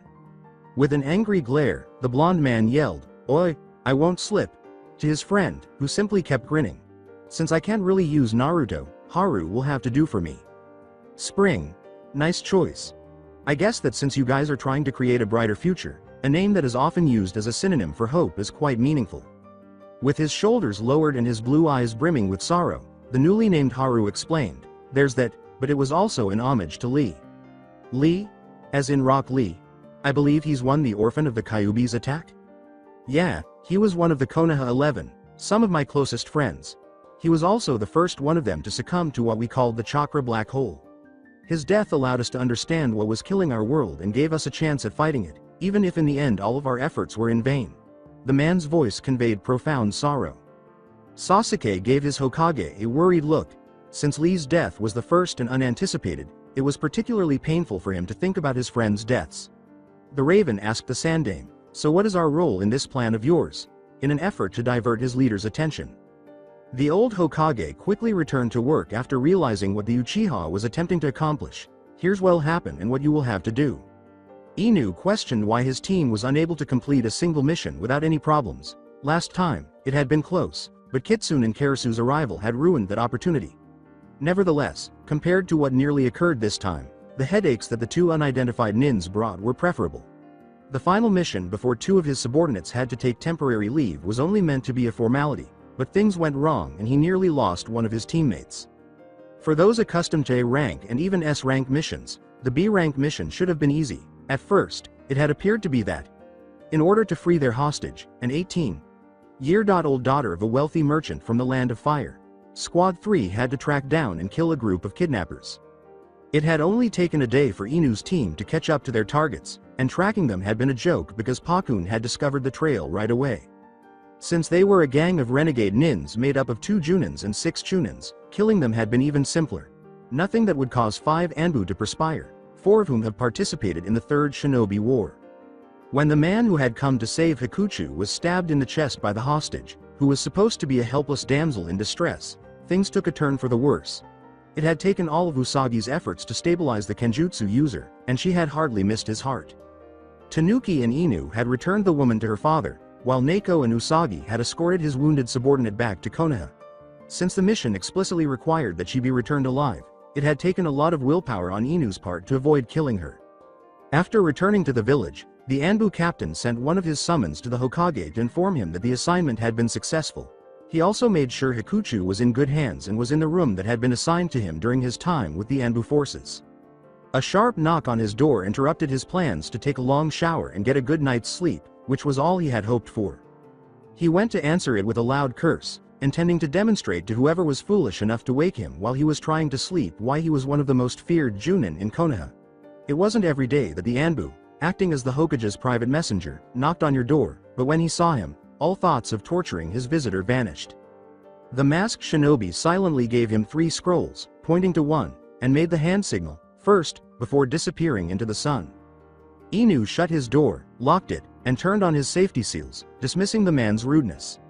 A private letter from the Hokage was intended only for the recipient, and it was wise to read it in a secure place. After finishing that, the silver-haired ANBU grabbed the scroll he was instructed to read first. The Sandame sent a brief note. Kakashi, after our conversation, Kitsune agreed to reveal his true identity to you because he will soon be returning to regular service. He is Minato's younger brother and goes by Namikaze Haru. The second letter, written by the Yondaime himself, contains additional explanations. If Haru ever decides to come out, he told me to give it to you. I don't think I need to warn you that Minato's letter contains classified material, so after you're done reading it, either destroy it or store it somewhere you know is safe. Sandame Hokage and Sarutobi Hiruzen. By the time he had finished reading his Hokage's letter, Kakashi's mind was in disarray. Was there a younger brother of Minato? Sensei? There had never been any reference to a sibling, and he had known the man since he was 5 years old. Furthermore, he didn't receive the letter that Sensei had left for him until 6 years after his passing. Taking the oldest scroll, the 20-year-old shinobi decided to postpone his questions until later. The sight of the written words made his heart tighten. They were unquestionably Minato Sensei's. He eagerly started reading the letter, determined not to waste any more time. Kakashi-kun, since I died the night the Kyuubi was released, I sincerely hope you never have to read this. I want to start by saying I'm sorry for abandoning you and leaving you the only Team 7 survivor. But I'm confident that you're resilient and will overcome your loss to become one of Konoha's greatest Junin. I'm sorry I can't be here to witness it, but I do believe in you. You've met my younger brother if Sarutobi gave you this scroll. I know you're wondering why I didn't tell you about him. Even Kushina was unaware of his existence until very recently, so please don't feel deceived. I'm not the kind guy everyone believes me to be. I abandoned my younger brother, which is an unforgivable act. I won't go into specifics because the entire story is complicated, but my actions caused his childhood to be a nightmare and our relationship to be at best strained. I had intended to reconcile with Naruto before his birth, and if I had lived, I would have introduced the two of you. That is now impossible due to my passing, and I worry that I have done my younger brother another unforgivable thing. I'm still looking for an alternative, but I doubt I'll find one in time. I'll have to seal half of the Kyuubi in my brother and half in my son if I can't. I have faith in their strength and ability to endure it. All I can hope for is that they will eventually pardon me. Please look after my brother, even though I am aware that I have no right to ask. He is extremely emotionally damaged, but he is powerful, possibly even more so than I am. He has every reason to despise me, so please support him and don't take it personally. As the prodigy that you are, you have undoubtedly noticed that I was aware of the Kyuubi's impending attack beforehand. It's an order, don't try to figure out how. The saying, the less the better, is only known and believed by a small number of people. I apologize once more for leaving you alone and for putting this burden on you, but know that you are very important to me and that I have faith in you. I'll wait for you with Rin and Obito. Have a long and happy life. Namikaze Minato Yondaime Hokage, your sensei. With tears running down his cheeks, Kakashi carefully closed the scroll. He had not shed a tear since the passing of his sensei. It took a long time for his sobs to stop and for his mind to start functioning normally. When it did, he carefully sealed the scroll he had just read with blood. He was instructed by the Sandame to either destroy it or keep it safe. No way was he going to burn Sensei's memento, so he went with the latter. He finished and grabbed the final scroll. This one was relatively recent and was also by the old Hokage. Kakashi opened it and skimmed the contents. 2 mission orders. Addressee: Captain Inu of ANBU Squad 3, ANBU Captain Karasu and ANBU Sub Commander Kitsune are the targets. Mission: the 2 targets require covert identities in ANBU because they are on a hazardous and secret mission from the Hokage. They should be put in your squad to take Tanuki and Hikuchou's places. They will act as though they follow your instructions, but they are an independent group. Nobody should be aware that they are not actually a member of your team. Position: Junin Hitaki Kakashi is the recipient. Namikaze Haru is the target. Your task is to assist the recently returned target in settling into the village. He will be the center of attention for a long time because of his extended absence and personal circumstances, which have left him with virtually no contacts in the village. He must build a close relationship with both the shinobi and the villagers. Every week, you are expected to provide the Hokage with a written report detailing the mission's progress. Your goal will be met in the Hokage office tomorrow at 1 p.m. Rank. Leaf Kakashi was gravely mistaken if he believed that things couldn't get any more complicated before he read the final scroll. Was the younger brother of Minato. Sensei a sub. Commander? That was only behind the commander of the entire ANBU force and above him. Was a Leaf rank the second mission? Only missions where the success of the entire village hinged on it were granted this unique ranking. A Leaf rank was the renowned task that his father had failed to complete in order to save his teammates. Kakashi was given one for the first time. Kakashi decided he couldn't wait to meet his sensei little brother, who seemed like a real personage, and wondered if he would get any sleep tonight. Hokage office at 12:45 p.m. the following day. The Sandaime was beaming with relief and contentment. Namikaze Haru and Uchiha Sasuke were standing in front of him, dressed in traditional Junin attire. Although both nins were pouting, they had accepted being in the spotlight. So there's going to be a council meeting today where I will announce your return. As the situation is somewhat suspicious, people will have questions and you will probably be summoned in about 2 days. This will give you enough time to move in and meet your new ANBU teammates. You two are certain that you know your roles? Asked the previous leader for the millionth time. Yes, Gigi, was Haru's response, rolling his eyes.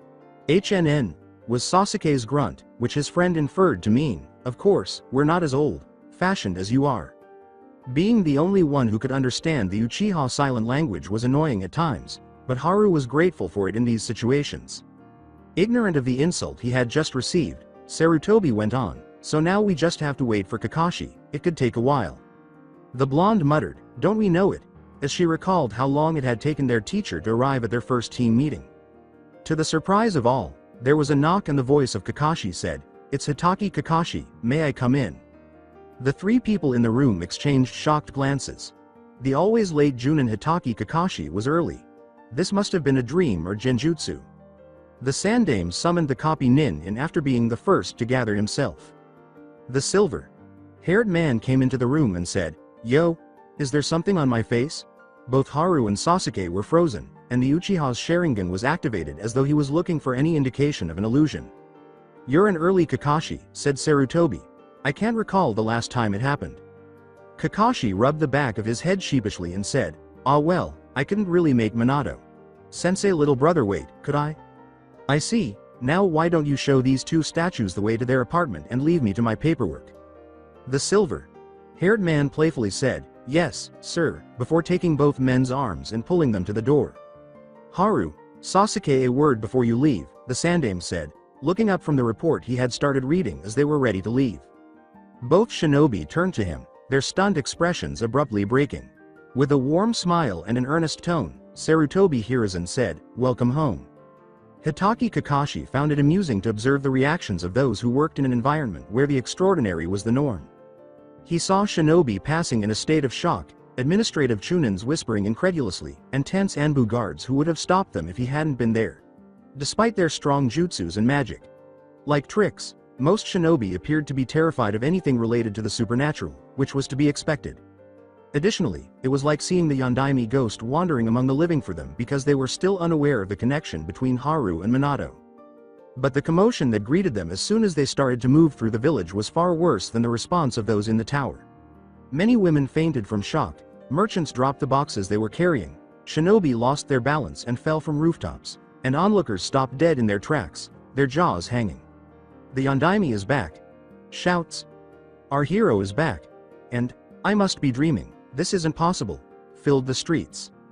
As someone who had previously been duped, Kakashi could appreciate their astonishment, but now that he was examining the blonde man with a level head and a critical eye, he could also see how the two Namikaze differed. Haru's hair was the same color as his older brother's, but it was longer and more vibrant. In addition, he had more masculine facial features and tanner skin than Minato. He had 3 scars that resembled whiskers on each cheek, just like Naruto. It appeared that his sensei had failed to come up with a different way to deal with the Kyuubi. The copy nin was more interested in Haru's attitude and posture than in the ways he differed and resembled the Yondaime. With an ease that must have come from years of being the center of attention, the blonde walked with complete confidence, ignoring the reactions he caused. There were traces of wonder, nostalgia, and sadness in his blue eyes. He regarded the village as though it were a priceless gem that he feared would be lost. Kakashi looked at the other nin and decided that he was unquestionably related to the current Uchiha clan chief. Fugaku's black onyx eyes, spiked raven hair, and occasionally displayed arrogance all shouted his name. He had to be the man's cousin if not a brother. Karasu, who had not yet been given a name, was utterly disregarding the villagers, just like Haru. All he could think about was the blonde. He was following the Yondaime's younger brother by a few paces, and he had a respectful and protective demeanor. It was almost like how an ANBU would treat his Hokage. The Uchiha, with his black hair and icy manner, was the darkness if Haru was the light. Despite being complete opposites, the two men appeared to work in perfect harmony with one another rather than clash. It was like watching a dance as they walked together. They appeared to be an extension of each other, and their movements were flawlessly synchronized. They even synchronized their breathing. Both of them exuded strength. Karasu was cold and angular like a sword's edge, while Haru was hot and fierce like the sun. They were a mystery, and if Haru hadn't grown tired of him staring, Kakashi would have been happy to just watch the two in silence as he escorted them to their new apartment. The blonde man sighed and glared at the copy nin, saying, "Hitaki-san, if it can satisfy your curiosity then ask your questions. Having someone scrutinize me like you're doing is quite unnerving." Kakashi answered, "Ma, does this mean you'll answer them?" "I don't care," was blaring from his body language and tone. Haru and Sasuke might have thought that the Hitaki wasn't genuinely interested in their responses if they hadn't known their former sensei as well as they did. The young Namikaze knew he had to exercise caution when providing the silver-haired Junin with information. "Maybe, it's worth a try, no?" he asked. Despite his lack of display, the man was as intelligent and skilled in deduction as Nara Shikaku and his son Shikamaru. Kakashi gave a shrug. Although he had not yet planned to question the two shinobi, he would not pass up the chance if Haru granted him permission. "Now, let's begin cautiously and gradually. So Uchiha-san, what's your first name?" The raven-haired man merely gave him a dead glare before turning away and ignoring the Junin, suggesting that he had chosen the wrong safe subject. Kakashi scowled in perplexity. At least the man could have given him his first name, even though he and Karasu hadn't had the best start possible and the majority of Uchiha were jerks. "Don't worry, he's always like that. His name is Sasuke," Haru said, attempting to contain his laughter. Since it had taken the copy nin 15 minutes to ask for his name, he was aware that his best friend was pouting. He had a great deal of respect and affection for his former sensei, something his ANBU bodyguard would probably never acknowledge. "I see," the Hitaki answered. If that was the attitude to be expected from the Uchiha, he was starting to worry about Squad 3's future teamwork. He would continue questioning his sensei little brother because it was obvious that the raven-haired Junin had no interest in conversing with him. His voice was uninterested as he asked, "Why do you hate the Yondaime?" "What makes you think I hate him? He's my hero," Haru asked indignantly, looking at him with wide cerulean blue eyes as if he were the most stupid person on the planet. He was expecting a dead glare or yells about the Kyuubi. Kakashi said plainly, "The Sandaime gave me a letter written by Sensei 6 years ago. It said that you had every right to hate Minato." Actually, these two nins didn't respond the way he had anticipated. With Haru and Sasuke, he suspected it would be surprise after surprise. "Let's make one thing clear, I never have and never will hate Namikaze Minato. I don't resent him for my messed up childhood or for sealing the beast inside me. I'm only mad at him for dying when he didn't have to," Haru said gravely as the blonde scowled at his response, and the Hitaki thought he heard him mumble something along the lines of, "That idiot even prepared, should never have told him." Didn't have to? Once he had pointed out this fact, Haru's low curse and the abrupt tension in the Uchiha's shoulders were not missed by Kakashi's keen senses. That bit of information appeared to have been an inadvertent slip. There was a long period of silence during which the blonde debated whether or not to explain his slip. Although it was difficult, Kakashi was able to avoid asking too many questions. For the time being, he would respect Haru's privacy. At last, Minato, Sensei's younger brother, appeared to make up his mind and looked at the Uchiha. The silver-haired man was unable to follow the brief conversation in silent language because the hand signals were too quick and dissimilar from those used by the ANBU. Haru looked back at Sasuke after he gave him a single nod. "I'm a seal master even better than the Yondaime was. Kakashi opened his mouth to ask another question, forgetting that he had decided not to ask the two shinobi any questions. But he had barely finished speaking when the blonde raised his hand in the manner in which a superior called for quiet on the field. Copy Nin were not known for following orders unless they were given by the ANBU commander, Shikaku Sama, or the Hokage, but at the time, Haru exuded so much power that he was only able to do as he was told. Kakashi stopped talking. Thanks, like I said, I'm a seal master and I could have performed the Shiki Fuin instead of the Yondaime, but Aniki didn't let me. His life was so much more important than mine, but he chose to sacrifice it, so yeah, I'm mad at him for that. His tone was reserved and poised.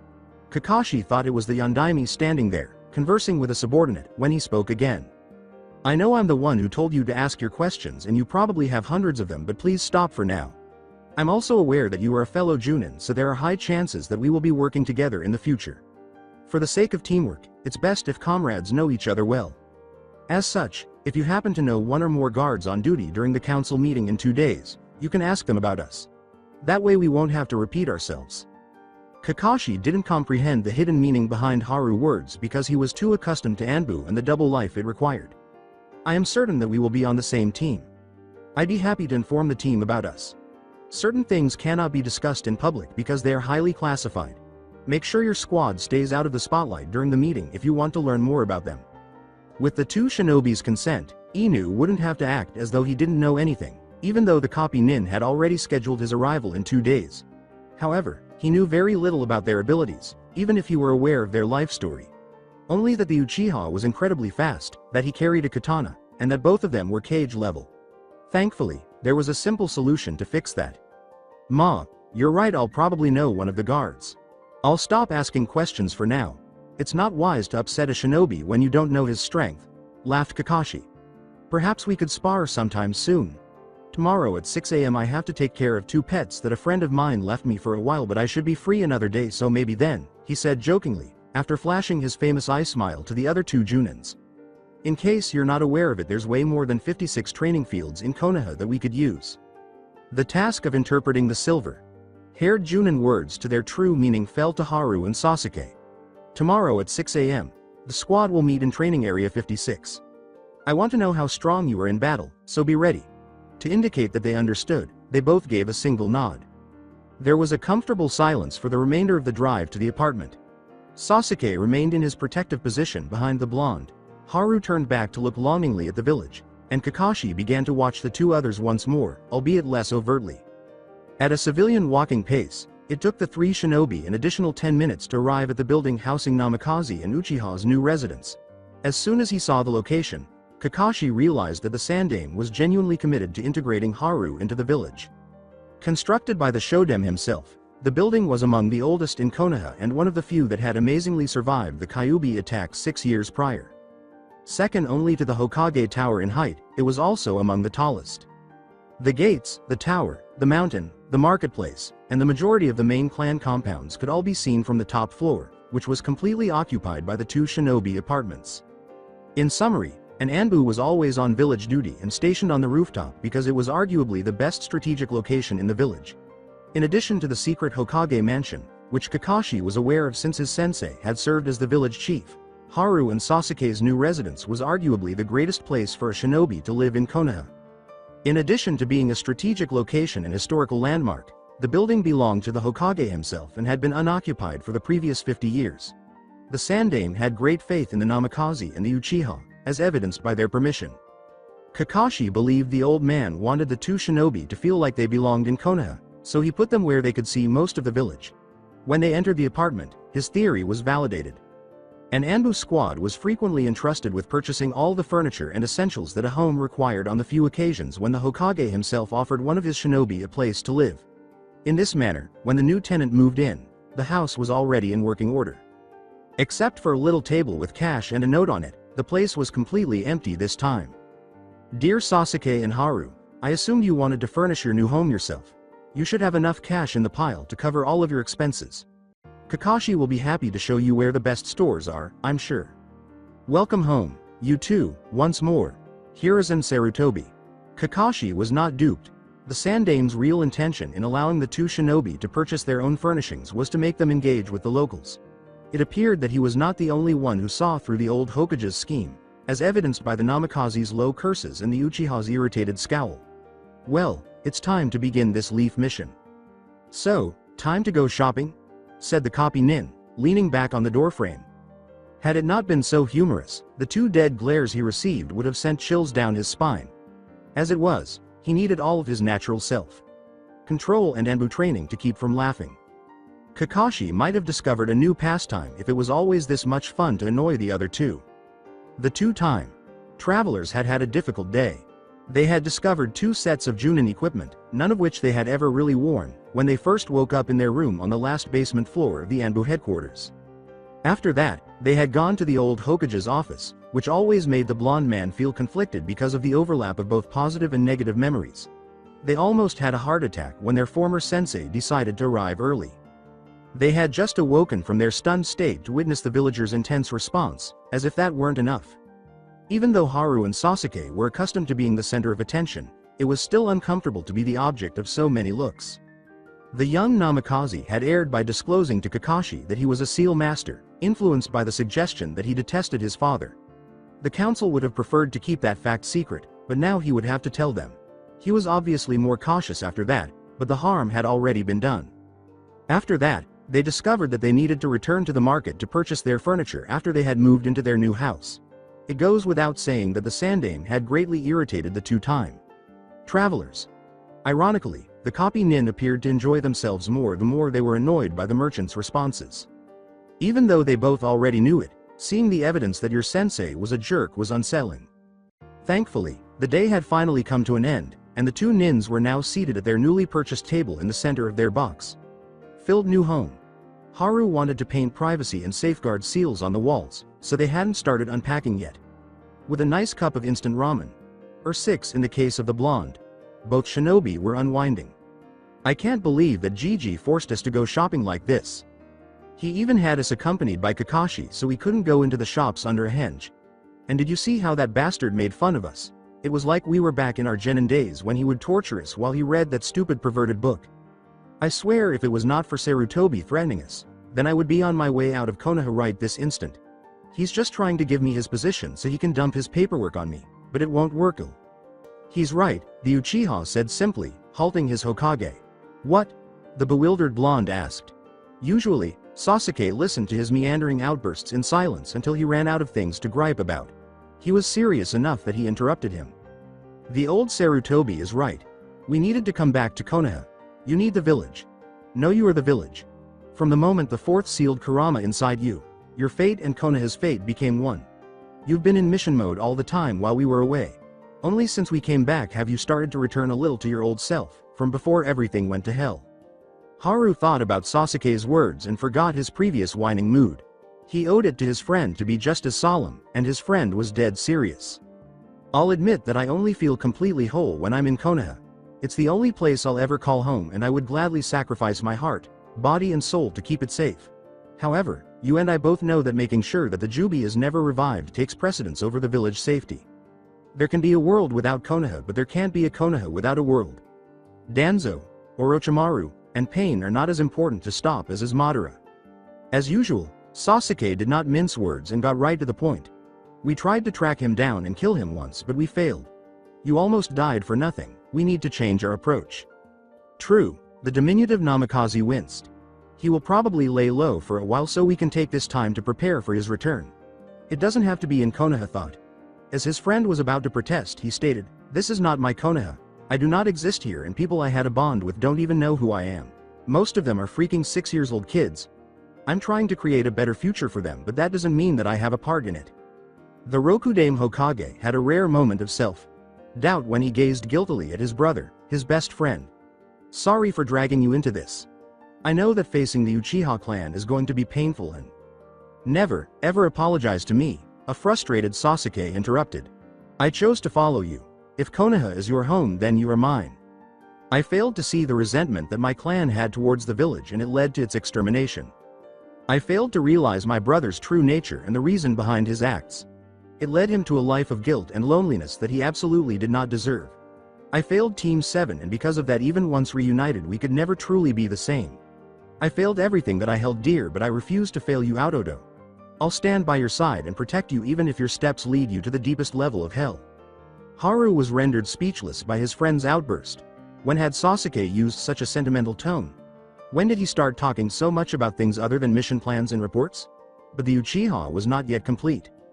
You're right in saying that you can't be Uzumaki Naruto in this timeline, but that doesn't mean that you have no place in the new future. You can be Namikaze Haru, the Yondaime's little brother. You can create new bonds and protect everyone as your new self. You are different from the little 6-year-old Naruto the same way that I am from little Sasuke. Meeting the Uchiha clan will be painful, but I'll manage because they are not my family. Mine was killed by my older brother when I was 8. The current Fugaku, Mikoto and Itachi belong to little Sasuke. In this timeline I'm nothing more than a relative of theirs and your faithful servant. That doesn't mean that I can't create a new relationship with them, that I can't try and prevent the massacre so Itachi and my younger self can have a better future. I know it's hard, but you can do it too. There was a long pause while the words of the man with the raven hair sank into his friend with the blonde hair. Since when do you steal my role and give life-changing lessons? Haru asked, finally grinning sheepishly at Sasuke. His friend smirked and said, since you stole my role as an emotional bastard who rejects every offered hand. Haru smiled at the Uchiha once more, this time in appreciation. Sasuke then straightened in his chair as he returned to his serious demeanor. Sitting across from him now was his Rokudame. If we're going to stay in Konoha, then we have to do this right. We need a plan, or at least an idea of what to do. Let's go back to what we've accomplished so far. What was the initial plan? The brunette Hokage asked his ANBU leader. His method was to think out loud and have his subordinates explain the situation while he did the analysis. The mission was to go back 30 years in the past, just before the Kyuubi attack. You would use the Shiki Fuin to seal Kurama inside your baby counterpart, and I would fight Madara along with the Yondaime, hopefully killing him. The results should have been Madara's death as well as the survival of Namikaze Minato. However, a miscalculation in the time travel seal forced us to reveal ourselves early and tell the whole story to a select few. The Yondaime refused to let his son sacrifice himself in his place, which led to the same results as the one in our timeline. The 4th Hokage is dead and Madara is alive. The mission was a failure. Sasuke spoke without emotion. The Namikaze with a sight said, that failure was my fault, right? I should have known that the seal stole half the travel time from the users. Instead of arriving in our 30-year-old bodies, we came back as our 15-year selves. What happened next? With the Yondaime dead, the Sandaime wished for you to take your father's place as the village leader. However, you refused and judged that stopping Madara and the Akatsuki took priority, so we left the village as ANBU. The plan was to track down and eliminate the members of the organization in hopes that it would make their leader come out. We successfully managed to kill Sasori, Kisame, Hidan and Kakuzu. We never found Orochimaru and we failed to destroy Madara and Zetsu. We agreed to leave Konan and Nagato alone for now. To this day, Itachi and Deidara have not joined the Akatsuki yet. In the battle against my ancestor you were severely injured and Kakashi found us and brought us back to the village. While not a complete one, this mission is still a failure. It was once more stated professionally without emotion. Which leads us to our current situation. The Akatsuki took a major blow and the hidden villages know that someone is targeting the Bijus, so the Jinchurikis are going to be heavily guarded. We managed to buy some time so we can afford to lay low in Konoha for a while. We still need to locate Madara though, the Rokudame said. Danzo, the Uchiha murmured. This was a risky topic with Sasuke, so the blonde Hokage tensed instantly. I believe I told you that you are not to go after the man. It would shake Konoha at the core, he replied with authority. His friend with the raven hair assured him, I know, as much as I would like to wring that bastard neck, you ordered me to leave him alone and I fully intend to obey you. I meant to say that Danzo might be our connection to Madara. We don't know if they're in direct contact, but the old Warhawk has a relation with Orochimaru, who in turn is connected to my ancestor. According to Haru's thoughtful response, so you say we keep close watch on the man in hopes that it leads us to that damn Uchiha. It's worth a shot. We don't have any other clues, but we have to be careful. That man is not to be underestimated. Sasuke gave a nod and stated, we've been away from Konoha for too long. We know everything about the current politics between the elemental nations, but next to nothing about the internal affairs of our own village. We need information. The youthful Hokage concurred. But since this concerns Danzo, we can't involve the Sandaime. Gigi is useless when it comes to his old friend. For now let's not make a move and just play our Junin and ANBU part. Once we have a better idea of what's going on in the village we'll talk about this again. Madara stays our priority, but maybe we will be able to do something about Root, the Uchiha clan and our shaky alliance with Suna. Whispering, as well as helping your younger self, Sasuke said. The heavy talk was obviously over for the evening when Haru said, right, we have to do something about little Naru. Chan, I'll think about it. He then picked up the empty cups of ramen and got up to dispose of them. We should get to sleep, you know how much of a slave driver Kakashi can be, even more so when he's in his ANBU persona, Haru said with a lighter voice. In response, Sasuke simply arched an eyebrow, as though you're incapable of handling anything he throws at you. I do have insane stamina, but you don't, the blonde laughed in relief. His friend had returned to his quiet speech. He was much more accustomed to the quiet and brooding Sasuke, but it was nice to have a talkative one. The captain of Squad 3 had instructed Neko and Usagi to arrive at 5:30 a.m., while he had instructed Haru and Sasuke to meet him at 6 a.m. He had surprised his friends by arriving early for a meeting for the second time in a row. Inu was a strong proponent of teamwork and thought that the more effectively comrades collaborated, the fewer secrets there were between them. As a result, he had shared with his two subordinates Kitsune's identity, his and Karasu's actual ranks, and how they were merely acting as though they were under his authority. He also shared his thoughts about the two shinobi from the previous day. Additionally, he had instructed them to wait until after the council meeting the following day, when they would be on guard, before asking any personal questions. Both were responding as Inu had anticipated thus far. Neko still harbored a slight grudge against Karasu for the incident in the forest, and he was incensed that Kitsune was more senior than his Taicho. Usagi was unable to control his curiosity, but his captain was unconcerned because, despite his love of rumors, his teammate knew when to keep quiet. In order to get ready for the demanding training schedule that Inu had planned, they were now stretching their muscles. Kitsune and Karasu arrived at that moment. They nodded silently in greeting before beginning their own workouts. They were ANBU. They were efficient and silent during training and missions, regardless of the situation. Later, there would be time to talk. After determining that every member of his team was prepared, Inu provided them with training weights and the instructions for the exercise. Neko, Usagi, Karasu, and Kitsune started to run behind their squad leader without making any noise. Considering their level, the exercise was quite easy. The main emphasis was on stealth and endurance. Running laps around the village while hiding from the other Leaf Nins, including the on-duty ANBU, was all they had to do. Every time one of them was found, the entire team had to pause and perform 100 push-ups in a flash before they could resume their run. It only took Usagi 3 laps to realize his friend's true intentions after 6 years of fighting alongside him and being on the same team. Due to their familiarity with their former sensei's training, Karasu and Kitsune had a clear understanding of the silver-haired ANBU goal by the 5th lap. It took Neko 15 laps and 5 push-up sessions before he started to suspect his commander's intentions because he was only 6 months old and still had a lot to learn about his captain. They were all mentally cursing Inu after 25 laps. He was going to force them to run until they literally passed out from exhaustion. It was Neko who fell first. The teenager had disregarded his body's warnings and continued, barely finishing his 30th lap before fainting from exhaustion, not wanting to come across as weak. The second was Usagi. The Senbon user stopped after his 35th lap without feeling ashamed because his strengths were more in strategy, poisons, ranged attacks, and speed than stamina. He nodded encouragingly to his still conscious fellows and then immediately proceeded to vomit his breakfast behind a bush. Inu, Karasu, and Kitsune were viewed as monsters even by shinobi standards. Usagi and the recently awakened Neko were staring at their superiors in awe when the three finished their 50th lap. Before either Karasu or Inu reached their limits, another half-hour of laps was required. As Kitsune and the Uchiha collapsed on the floor of training area 56, their legs unable to support another stride, the silver-haired man gestured for Kitsune to keep running. When he saw the blonde an hour later, even the calm Inu couldn't help but stare. The man was only a little out of breath, and his speed had not decreased. The Yondaime's younger brother was obviously a stamina monster worse than Guy, so when he passed them again, the captain of Squad 3 ordered him to stop because it was pointless to keep going. It was time for the 1-on-1 spar after a break. Inu made them face each other first because Kitsune was in the best fighting condition and Neko had had the longest period of rest. Neko never had a chance in the brief, spectacular, and utterly one-sided battle. By making 100 shadow clones and throwing them at his opponent, Kitsune initiated the attack. In defense, Neko destroyed all copies of the previous ANBU by using his Mokuton ability. However, the man had vanished by using the disturbance. Despite having exceptional senses, the young member of Black Ops was unable to locate his opponent. It took Karasu pointing up at the sky to see that Kitsune was floating 100 meters or so in the air at the moment.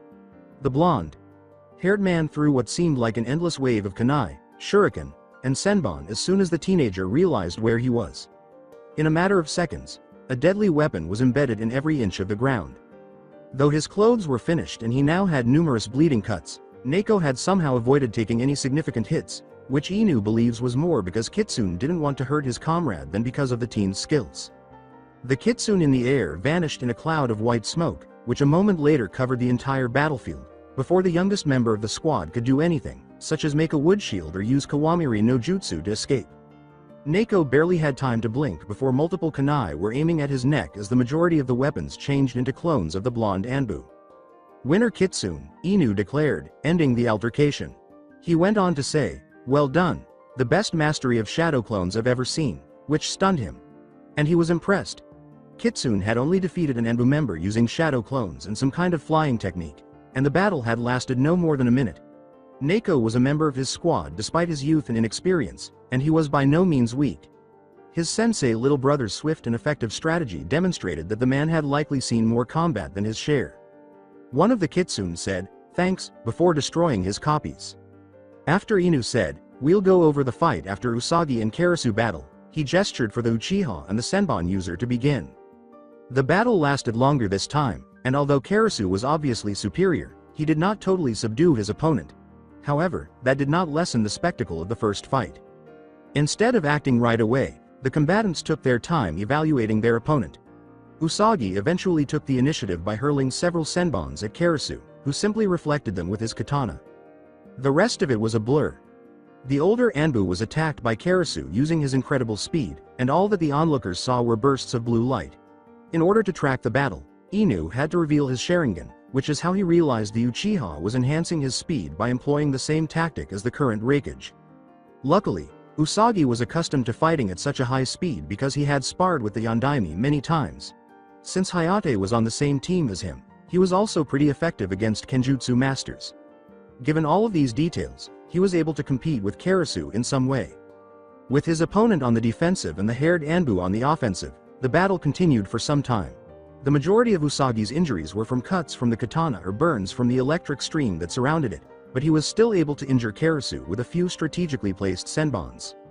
When the older man was starting to tire, the Uchiha used a chakra burst to speed up even further and kicked his opponent hard in the chest, knocking him to the ground. He was sitting on Usagi with his sword at his throat before anyone could blink. "Winner Karasu," Inu said once more. He gave an emotionless, "Amazing swordsmanship. Congratulations." His brain was analyzing the two battles at a breakneck pace. He was aware that what the new members of his squad had shown was only a small portion of their strength, which was tremendous. In a move that no one would anticipate from a member of his clan, the Uchiha further shocked him by offering to help Usagi up. After everyone had somewhat recovered, Inu announced that the final activity of the day would be a team battle. If the silver-haired captain believed he had a chance to push Kitsune and Karasu to their limits by forming a team with Neko and Usagi against them, he was gravely mistaken. Together, they were simply unbeatable, but apart, they were incredible. The battle was a massacre and could not even be referred to as such. Both time travelers created as many shadow clones as they could as soon as the signal was given, which was a lot. After that, each Karasu hanged into Kitsune, and they all engaged their three opponents. As soon as one of them caught sight of a clone, the Uchiha exchanged it with himself using Kawamiri, then used his Sharingan to trap his victim into a genjutsu. Overall, the battle was over in a very short amount of time, and the three shinobi who lost felt a growing sense of respect for the other two. Inu commented on the battles after they had all been released from the illusions and were resting on the ground. "I can tell you two are easily S-class shinobi that have nothing to envy to the 5 cages in terms of power. I also know that you didn't show your full strength just now, but if we're going to be teammates, even if you guys are only pretending to, I need you two to be honest with me. What can you really do?" He was extremely serious. After giving a nod, Kitsune took off his mask and squinted at his erstwhile sensei. "I agree, and I'll show you what I can do in a moment, but before I want to correct you about something. We are not just pretending to be your teammates. We'll go on assignments with Squad 3 and we'll receive orders from you like normal subordinates. Only should there be an emergency or lead on our current mission will we move independently and use our real ranks. You guys understand that our ranks and real abilities are secrets that cannot be revealed, right? The blonde continued, forgetting any hint of seriousness after noticing the three nods. So now you want to see our real abilities, huh? Just make sure you're sitting comfortably, it would be bad if you all fell from shock, he joked. And he was right. All three of Squad 3's original members were relieved to be sitting on the ground after learning numerous potent Kaden and Fuden techniques, a Tsukiyomi, an Amaterasu, a Rasengan, and a very perplexed Gamabunta. Given their level of surprise, they could have easily passed out from shock, as the blonde had claimed. So any questions? Kitsune asked with great amusement. The three shinobi had a lot of questions after they finally recovered from their shock, but it took some time. Neko asked, what about this flying technique of yours? Oh that, the blonde shrugged. I call it air walking. It necessitates an insane amount of chakra and perfect control over it. I can only cover short distances and even then, it is at a really slow pace. It's only really useful if I want to go straight up and surprise my opponent. This time, Usagi asked, you can use the Yondaimi's Rasengan, what about his famous Hireishin? I can perform it, but it does not really suit my fighting style. I mostly use it as an escape option, but I don't want my abilities as a seal master to be well known, so for now I'm banning it from my arsenal. Having witnessed firsthand the destructive power of the Hireishin, Inu and Usagi found it difficult to believe what they were hearing. Kitsune just brushed off a method that had ended the Third Shinobi War as ineffective. What's the strange Sharingan you used? The Uchiha asked, still in shock. For the first time since their encounter in the forest, Karasu addressed his former sensei. Mangekyo, it's a clan secret, but if you ever developed it, come to me and I'll tell you, he said. Usagi asked in jest, is that really all you guys can do? But Kitsune's faint look of guilt made it clear to Inu that they were still concealing something. But before he could say anything, the blonde held up his hand, and the silver-haired ANBU once more obeyed the command to keep quiet. The authority in his voice reminded them of the Kitsune's true rank, and all three of them responded, yes sir.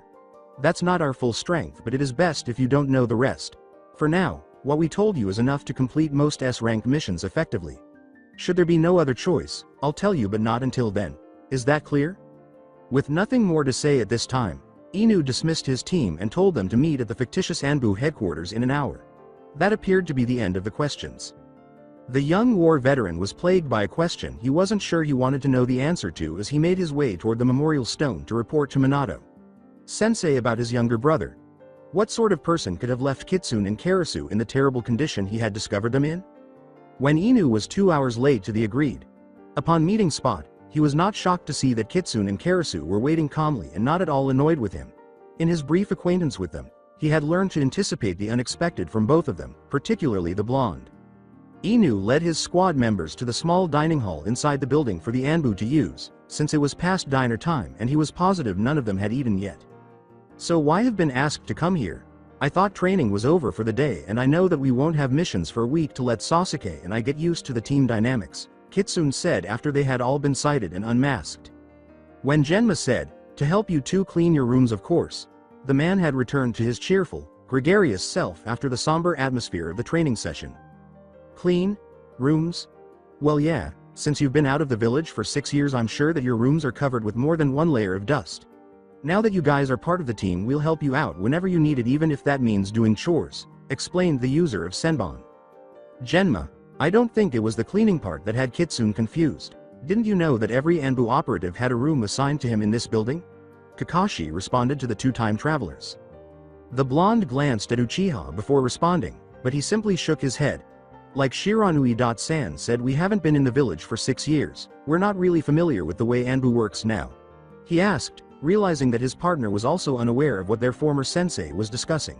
In reality, Tsunade had made a number of changes to the organization during her reign, but he wasn't going to tell them that. Kakashi answered. The two shinobi's ignorance of an organization they were affiliated with raised suspicions. They ought to understand how things operated because, he was positive, no changes had been made in at least 10 years. Kakashi asked Tenzo to explain, choosing not to question them but to simply add it to the list of oddities about the two recently returned shinobi. It would be an excellent method of determining whether the teenager had retained his lesson. The squad's youngest member exclaimed, yes Taicho. Before reciting the manual virtually word for word. ANBU stands for Ansatsu Senjutsu Tokushu Butai, It was created under the Shoden to help guard the village during the First Shinobi War. Under the Niodame, the organization became more active, taking the most dangerous and difficult missions and becoming the elites amongst the shinobi. During that time, entering the ANBU meant forever living in the shadows and giving up his own identity, being known only by a codename. The only way to quit the organization was death. A short while after his rise to power, the Sandaime changed that policy. Now ANBU members have to live a double life. They all must take normal missions, be seen regularly in public and have a place to live in the village. They also are allowed to quit and return to being simple leaf shinobi. To make it easier on the members, the Sandaime built the fake ANBU headquarters where each operative is assigned a room that he can use when he is not supposed to be in the village or simply is in no shape to return home without raising questions. The two headquarters are like a symbol of the double life the members must live. The fake one location is almost public knowledge and nothing extremely important happens inside, like their lives as regular shinobi. The true one is shrouded in secrecy and all classified matters takes place there, like their lives as operatives. An ANBU is under direct command of the Hokage and must obey his orders without question. The same goes for any orders from a superior in the organization. ANBU operatives are divided into squad of. Genma interrupted, saying, "Geez kitten, that's enough, thanks for the history lesson," as she never enjoyed lengthy lectures. "Kitten?" Haru inquired, continuing to consider every word the teenager spoke. It was well known in his timeline that a shinobi was involved in the black operations. The only thing that was secret was his real codename. "That's right, I haven't given you guys a nickname yet. Senpai, I don't think that's really necessary," Tenzo said in an attempt to stop his teammate. The Senbon user cheerfully chipped, No, it's a Squad 3 tradition, there's no escaping it." Haru asked with a smile, "So you give every member of the squad a nickname? Even Hitaki-san?" "Yup. Since he was so small and cute when he," said Yondaime's bodyguard, who grinned back at him. Genma, Kakashi cautioned, but the man disregarded him. "Joined the ranks, we called him Puppy Chan. He always hated that nickname." Haru couldn't contain his laughter when he saw the face of his former sensei. Sasuke gazed fondly at his friend, trying to suppress a sly smile of his own. It was the first time he had heard the man laugh in a long time. Senbon user. "So now I have to give you guys one," he said. Let's see, since you're Minato little brother and you're blonde like him, I'll call you Blondie Jr." Haru was shocked and said, "Junior? You gave the Yondaime a nickname?" "Of course. The man gave me the Usagi mask. Usagi, as in the cute little fluffy and harmless animal. I had to take my revenge, so I nicknamed him Blondame. Since you're not Hokage, I can't call you that, so I'll settle for Blondie," a raged Genma replied. "I see," Haru answered. He was extremely relieved that the man was unaware of his previous role as Hokage. Compared to Blondame, Blondie was 100 times superior. "Alright, now that Blondie is named, I have to find one for you, Uchiha-san. What about?" "Don't even try," Sasuke cautioned, his desire to kill growing. Genma suggested, once more disregarding his teammate's warning, "Freaky eyes?" "No, Speedy, because you're really fast?" "No." "Birdie? Darky? Ken.kun?" "No, and no. What about?" Haru couldn't help but smile as she ignored the friendly banter, at least on the part of the Senbon user, since the Uchiha might lose it if the other didn't stop right away. This is something he could really get used to. Perhaps he could follow Sasuke's advice, form new relationships, and start over as Namikaze Haru. Nara Shikaku was a perfect fit for the man who wanted to be anywhere but this council room, with his chair turned backward, his arms crossed on its back, and his head resting on them. He was ignored by his fellow council members, who were already accustomed to his sloth and seeming disregard for conveniences. His demeanor made them feel more at ease around him, and many of them expressed their genuine feelings or said things they wouldn't have if they had remembered how perceptive he was. It was amusing because his adversaries never let their guard down around him, regardless of the situation. Most likely because of all the lethal schemes he had thought up during the Third Shinobi War. Shikaku was, as usual, observing the other people in the room with his infamous laziness. It should come as no surprise that every member of the council was present for the introduction of Minato little brother. The commander of the ANBU, the chiefs of the various departments, such as the hospital or the T&I, 2 civilian representatives, Danzo, the Junin leader, who was himself the Hokage, 2 advisors, the Sandaime, who was also the head of the Sarutobi clan, and the 7 heads of Konoha's most prominent clans were all part of that. Shikaku surmised that the ANBU squad, which was also standing guard in the shadows, was most likely Inu's team based on their chakra signature. The council met twice a month in addition to those called by the Hokage on occasion. However, shinobi were busy individuals who trained, filed reports, or performed any other tasks that were delegated to them when they weren't on missions. Therefore, it was very uncommon for everyone to be there. Most likely, it hadn't occurred since the attack on Kyuubi 6 years prior. For the moment, the two Junins standing in the middle of the room had the council members stunned and unable to speak. All of the council members, with the exception of the Hokage, who, like Shikaku, was watching the others, Inoichi, who was mimicking the expression of his peers, but who was his childhood friend, allowed the Nara to see the respect, admiration, and sadness in the gaze he gave the Namikaze and the Uchiha, and Danzo, who had his usual unreadable expression. Shikaku sighed and accepted the role of spokeswoman since it appeared that the Hokage had no intention of initiating the meeting.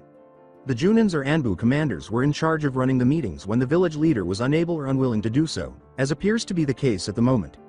Regretfully for the Nara, the ANBU's leader was a very quiet man who hardly ever spoke unless absolutely necessary. Shikaku would have to act on his own initiative if he wanted to start this meeting. Shikaku demanded, "You now stand before Konoha Council, state your name and rank shinobi," even though he was fully aware that everyone in the council already knew who they were. As much as he detested it, tradition was tradition, so whatever. ANBU Operative Kitsune, Junin, name Namikaze Haru Sir. ANBU Operative Karasu, Junin, name Uchiha Sasuke Sir. The Hokage has already informed the council of the situation. However, considering how unusual this situation is, many councillors have questions, so this meeting was called at their demand. You will answer all the question truthfully, is that clear, shinobi? Yes sir, said the two young adults who were still standing in the middle of the room, still standing at attention. Shikaku had to suppress a grin of approval as he watched them. Even the most experienced ANBU experienced anxiety and intimidation when they were typically presented with a summons from the Konoha Council. Naturally, they did a good job of hiding their emotions, but not well enough for his perceptive eyes. However, these two were totally relaxed, and if the man had trusted his ability to observe, which he did, he would have said that they appeared almost bored. The head of the Nara clan said, "The councillors may now ask their questions." Danzo was quick to ask the first question, likely to demonstrate to the council that he held a position of authority. My sources told me that when Karasu first made contact with Inu's squad, he introduced himself as an ANBU captain. He also clearly stated that Kitsune was his superior. Despise that. You now stand before us as simple operatives. Explain. The orders of the old Warhawk. Shikaku wanted to roll his eyes, but he forced himself not to. Being picky about hierarchy details while everyone else was interested in the relationship between Haru and the Yondaime was exactly like the old man. The Yondaime little brother explained, "Due to the failure of our mission, we both lost our ranks as ANBU captains," in a tone that was neutral and showed no signs of resentment at his demotion. "And what exactly was the nature of this mission that you failed?" asked Danzo. "That is classified," the blonde ANBU said simply. Shikaku could see that the root commander was determined to pursue the issue, but the Sandaime had every right to give his ANBU members missions without telling the council, and the Warhawk wasn't insane enough to publicly oppose the Hokage. One of the civilian representatives asked, "We have proof that you really are the Yondaime little brother, but we do not understand how your existence could remain unknown until now." Before revealing the secret narrative that his father and Hiruzen had devised, Haru gave them a nod as though anticipating this specific query. Like you all probably know, Namikaze Minato came from an ordinary family from one of the nearby civilian villages.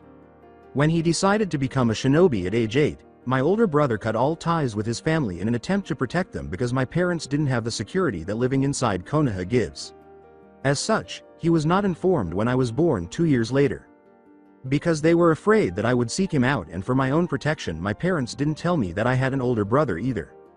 Unfortunately, when I was 5 years old there was raid on the village and my parents were killed. Some children and I were kidnapped, and one of my parents' closest friends, the only one who knew the truth about Minato, contacted him and asked for his help in saving me. My brother, who was already strong at 15, had no trouble rescuing me and the other children. However, with my parents dead, my strong resemblance to him and his own reputation quickly rising, it was too dangerous for Minato to bring me back to the village. So he brought me to the Hokage and asked for me to live in Konoha. However, because I was a weak and untrained 5-year-old child, Sadaime, Sama and Jiraiya, Sama decided that I would be a burden and a liability to Minato. At that time, even the inside of the village was not safe. I was then put under the care of a few select ANBU members and naturally grew up to become one. That doesn't explain why your existence wasn't revealed once the Third Shinobi War ended and the village regained its stability, said Hyuga Haishi. My brother was named Hokage almost immediately after the end of the war. He then became a prime target of any enemies seeking to destroy Konoha. Just coming out of a war, I can't say that the village was entirely stable either. Our forces were spread thin and the administrative system was in chaos. As much as I hate to admit it, at that time my existence was still a liability to my brother, explained the young Namikaze with a confident and calm tone that was reminiscent of the late Yondaime. The ANBU went on with his story before anyone could question why he hadn't been mentioned after the war's chaos had subsided. Once my brother knew that his wife was expecting, he decided that he wanted to have all of his family around him. He made plans to present me to her and his student once the baby was born, but as you all know, the Kyuubi came, bringing chaos once more. I would have revealed my presence then, as well taking care of my nephew, but for the safety of the village, it was impossible. The question this time came from Shikaku himself. What do you mean? The Kitsune Mosque's owner turned to face his Hokage as though he wanted his blessing on something. After nodding, the elderly man inhaled deeply before focusing on the Nara's head and responding to his query. You all know that Minato sealed the Kyuubi inside Naruto because with his Uzumaki lineage he was the one with the best chance of surviving the sealing and keeping the Biju at bay. However, what you do not know is that he couldn't seal the entirety of its chakra inside his young infant. It was simply too much. Unfortunately, there were no other surviving Uzumaki who could have shared the burden. As I was trained by Jiraiya Sama and am a seal master myself, I was the second best choice to receive the other half of the Biju. You don't mean that you're a monster too, a terrified civilian official exclaimed. Despite squinting his eyes in rage, Haru responded to the query. I am not a monster, but I indeed am a Jinchuriki of the Kyuubi. Chaos broke out in the room at that point, with everyone shouting and talking at once. The news seemed to shake even Danzo, who is usually emotionless. The Hokage, who was already aware of the truth, and oddly, Inoichi, who didn't appear to be as shocked as he ought to have been, were the only ones who appeared to handle it well. There were cries of threat, village safety, execution, and monster. Silence! Exclaimed a frustrated Sandame. We are all grown men and the leaders of this village. I won't allow you to lose your calm and panic like academy children. The council members fell silent in shock at their normally soft, spoken and gentle Hokage's outburst, and the room returned to order. Despite his still, shocked state, Shikaku couldn't help but comment that the god of shinobi was still able to evoke fearful respect with his aura despite his advanced age. Before you ask me why I didn't tell you about it, I want you all to remember what happened when I told you about Naruto's status. In case you have forgotten, in a matter of hours following the meeting the whole village knew that the blonde baby had the Kyuubi sealed inside him. Most of the civilians and some of my shinobi then proceeded to treat him like a demon. While I made sure that no attack was directed towards him, the majority of this village still ignored his existence. Because it was the first time that a Biju had been sealed into two different persons, my student and I decided that it was safer to not have both Jinchuriki in the same place. While Naruto lived in Konoha, I sent Haru away on many missions. Now what do you think would have happened if our enemies knew that we had a Jinchuriki walking around outside of the village walls? After what happened with Naruto, I simply could not trust you with the information about Haru, explained an angry Hiruzen in a tone leaving no place for discussion. Regretfully for him, one of the civilian representatives failed to sense the mood and realized that it would be best to simply keep quiet. What about now? Aren't they both going to live in the village? If it's dangerous, maybe we should kill one of them. Shikaku was convinced that the foolish man had just signed his own death warrant because of the terrifying level of killing intent that the Sandame was emitting. But before the head of the Sarutobi clan could say the words that would end the fool's life, Haru's cool-headed voice rose, attracting the attention of everyone in the room. I am not a monster and neither is Naruto. We are simply the containers of the Kyuubi, like a scroll is simply the container for whatever is sealed inside. Now that we are clear on that fact, he pointedly stated while staring directly at the civilian representative's eyes, I can understand your fear of one of us losing control and setting the Biju free as it happened to many Jinchuriki in the past. However, what you must understand is that the Yondaime was an incredible seal master and nothing short of an extraordinary strong emotional shock could risk the destruction of Naruto's seal. As for me, I have complete control of the Kyuubi part inside me the same way as B from Kumogakure. In short, there is more chances for Jiraiya Sama to stop being a pervert or Hitaki Kakashi.san to abandon his mask than for Naruto or me to let the Biju loose, stated the young Namikaze while attempting to calm with a dash of humor. If Shikaku hadn't been enchanted by the same sense of wonder and awe that Haru seemed to have instilled in everyone, including the Hokage, he would have likely recognized the oddity of the Sandame's words, which had been spoken in vain for 6 years, finally settling into the minds of the civilians after just one speech by the blonde man. However, the confidence and authority that Haru radiated captivated him completely. In a way that only Minato had been able to do, his charisma made people want to follow him. After the blonde's speech, there was a prolonged period of silence during which the two young Junins remained at attention, anticipating questions that never materialized. Shikaku was about to eject Haru and Sasuke after he had somewhat recovered when Fugaku spoke for the first time since the meeting began. He addressed the blonde with a respectful tone, demonstrating that he had accepted him as one of his equals and a significant figure in the village. Namikaze-san, we have proof that you are indeed the younger brother of the late Yondaime, and you told us why your existence was only known to a few in the village, but we still have no explanation for your companion, he said. How come there is a cage-level Uchiha that I have no knowledge about? He asked Sasuke in his customary icy and somewhat contemptuous tone. The raven-haired Junin gave Fugaku only 2 pieces of information. I was not born in the village and I had almost no contact with another Uchiha. His eyes were firmly focused on the Hokage, clearly avoiding the clan head, and his tone was emotionless. Haru wanted to look unbreakable, but he couldn't help but wince in pity for his friend. He was aware that when he became more emotional, the Uchiha would try harder to hide it by acting like a jerk, uncaring and uninterested in anyone but himself. Apparently, it was more difficult than he had anticipated to see his father live. Even though the blonde wanted to assist Sasuke, it was not his place to speak at this time because they were being questioned by the council. Although he wasn't typically one to follow rules and procedures, his years as the Hokage had taught him that there were occasions when doing so was preferable. It was one of those times you dreaded. Luckily, the Sandane was not in the same predicament as the raven-haired time traveler, even though his Rokudane was unable to assist him. Most of you probably remember Fugaku's older sister Uchiha Yumiko, who went missing in the early years of the Third Shinobi War. We all thought that she had died and that her body had been destroyed during one of the battle, but it seemed that she was instead kidnapped by an independent organization. This organization was annihilated by Haru 12 years ago, but all details concerning the mission and the organization itself are classified and I will not reveal them to you. To make it short, Yumiko along with many other shinobi from all the elemental nations were kidnapped and forced to give birth to children who would then be experimented upon and raised as mindless weapons. Sasuke was one of those kids, and we have reasons to believe that he is Yumiko's son as well as another Uchiha that we could not identify. When Haru destroyed the organization, Sasuke decided to betray them and help Namikaze-san, who in return spared him and brought him to me. Minato and I judged that even gone, it was preferable if the organization existence wasn't made public, so we hid Sasuke and appointed him as Haru's partner.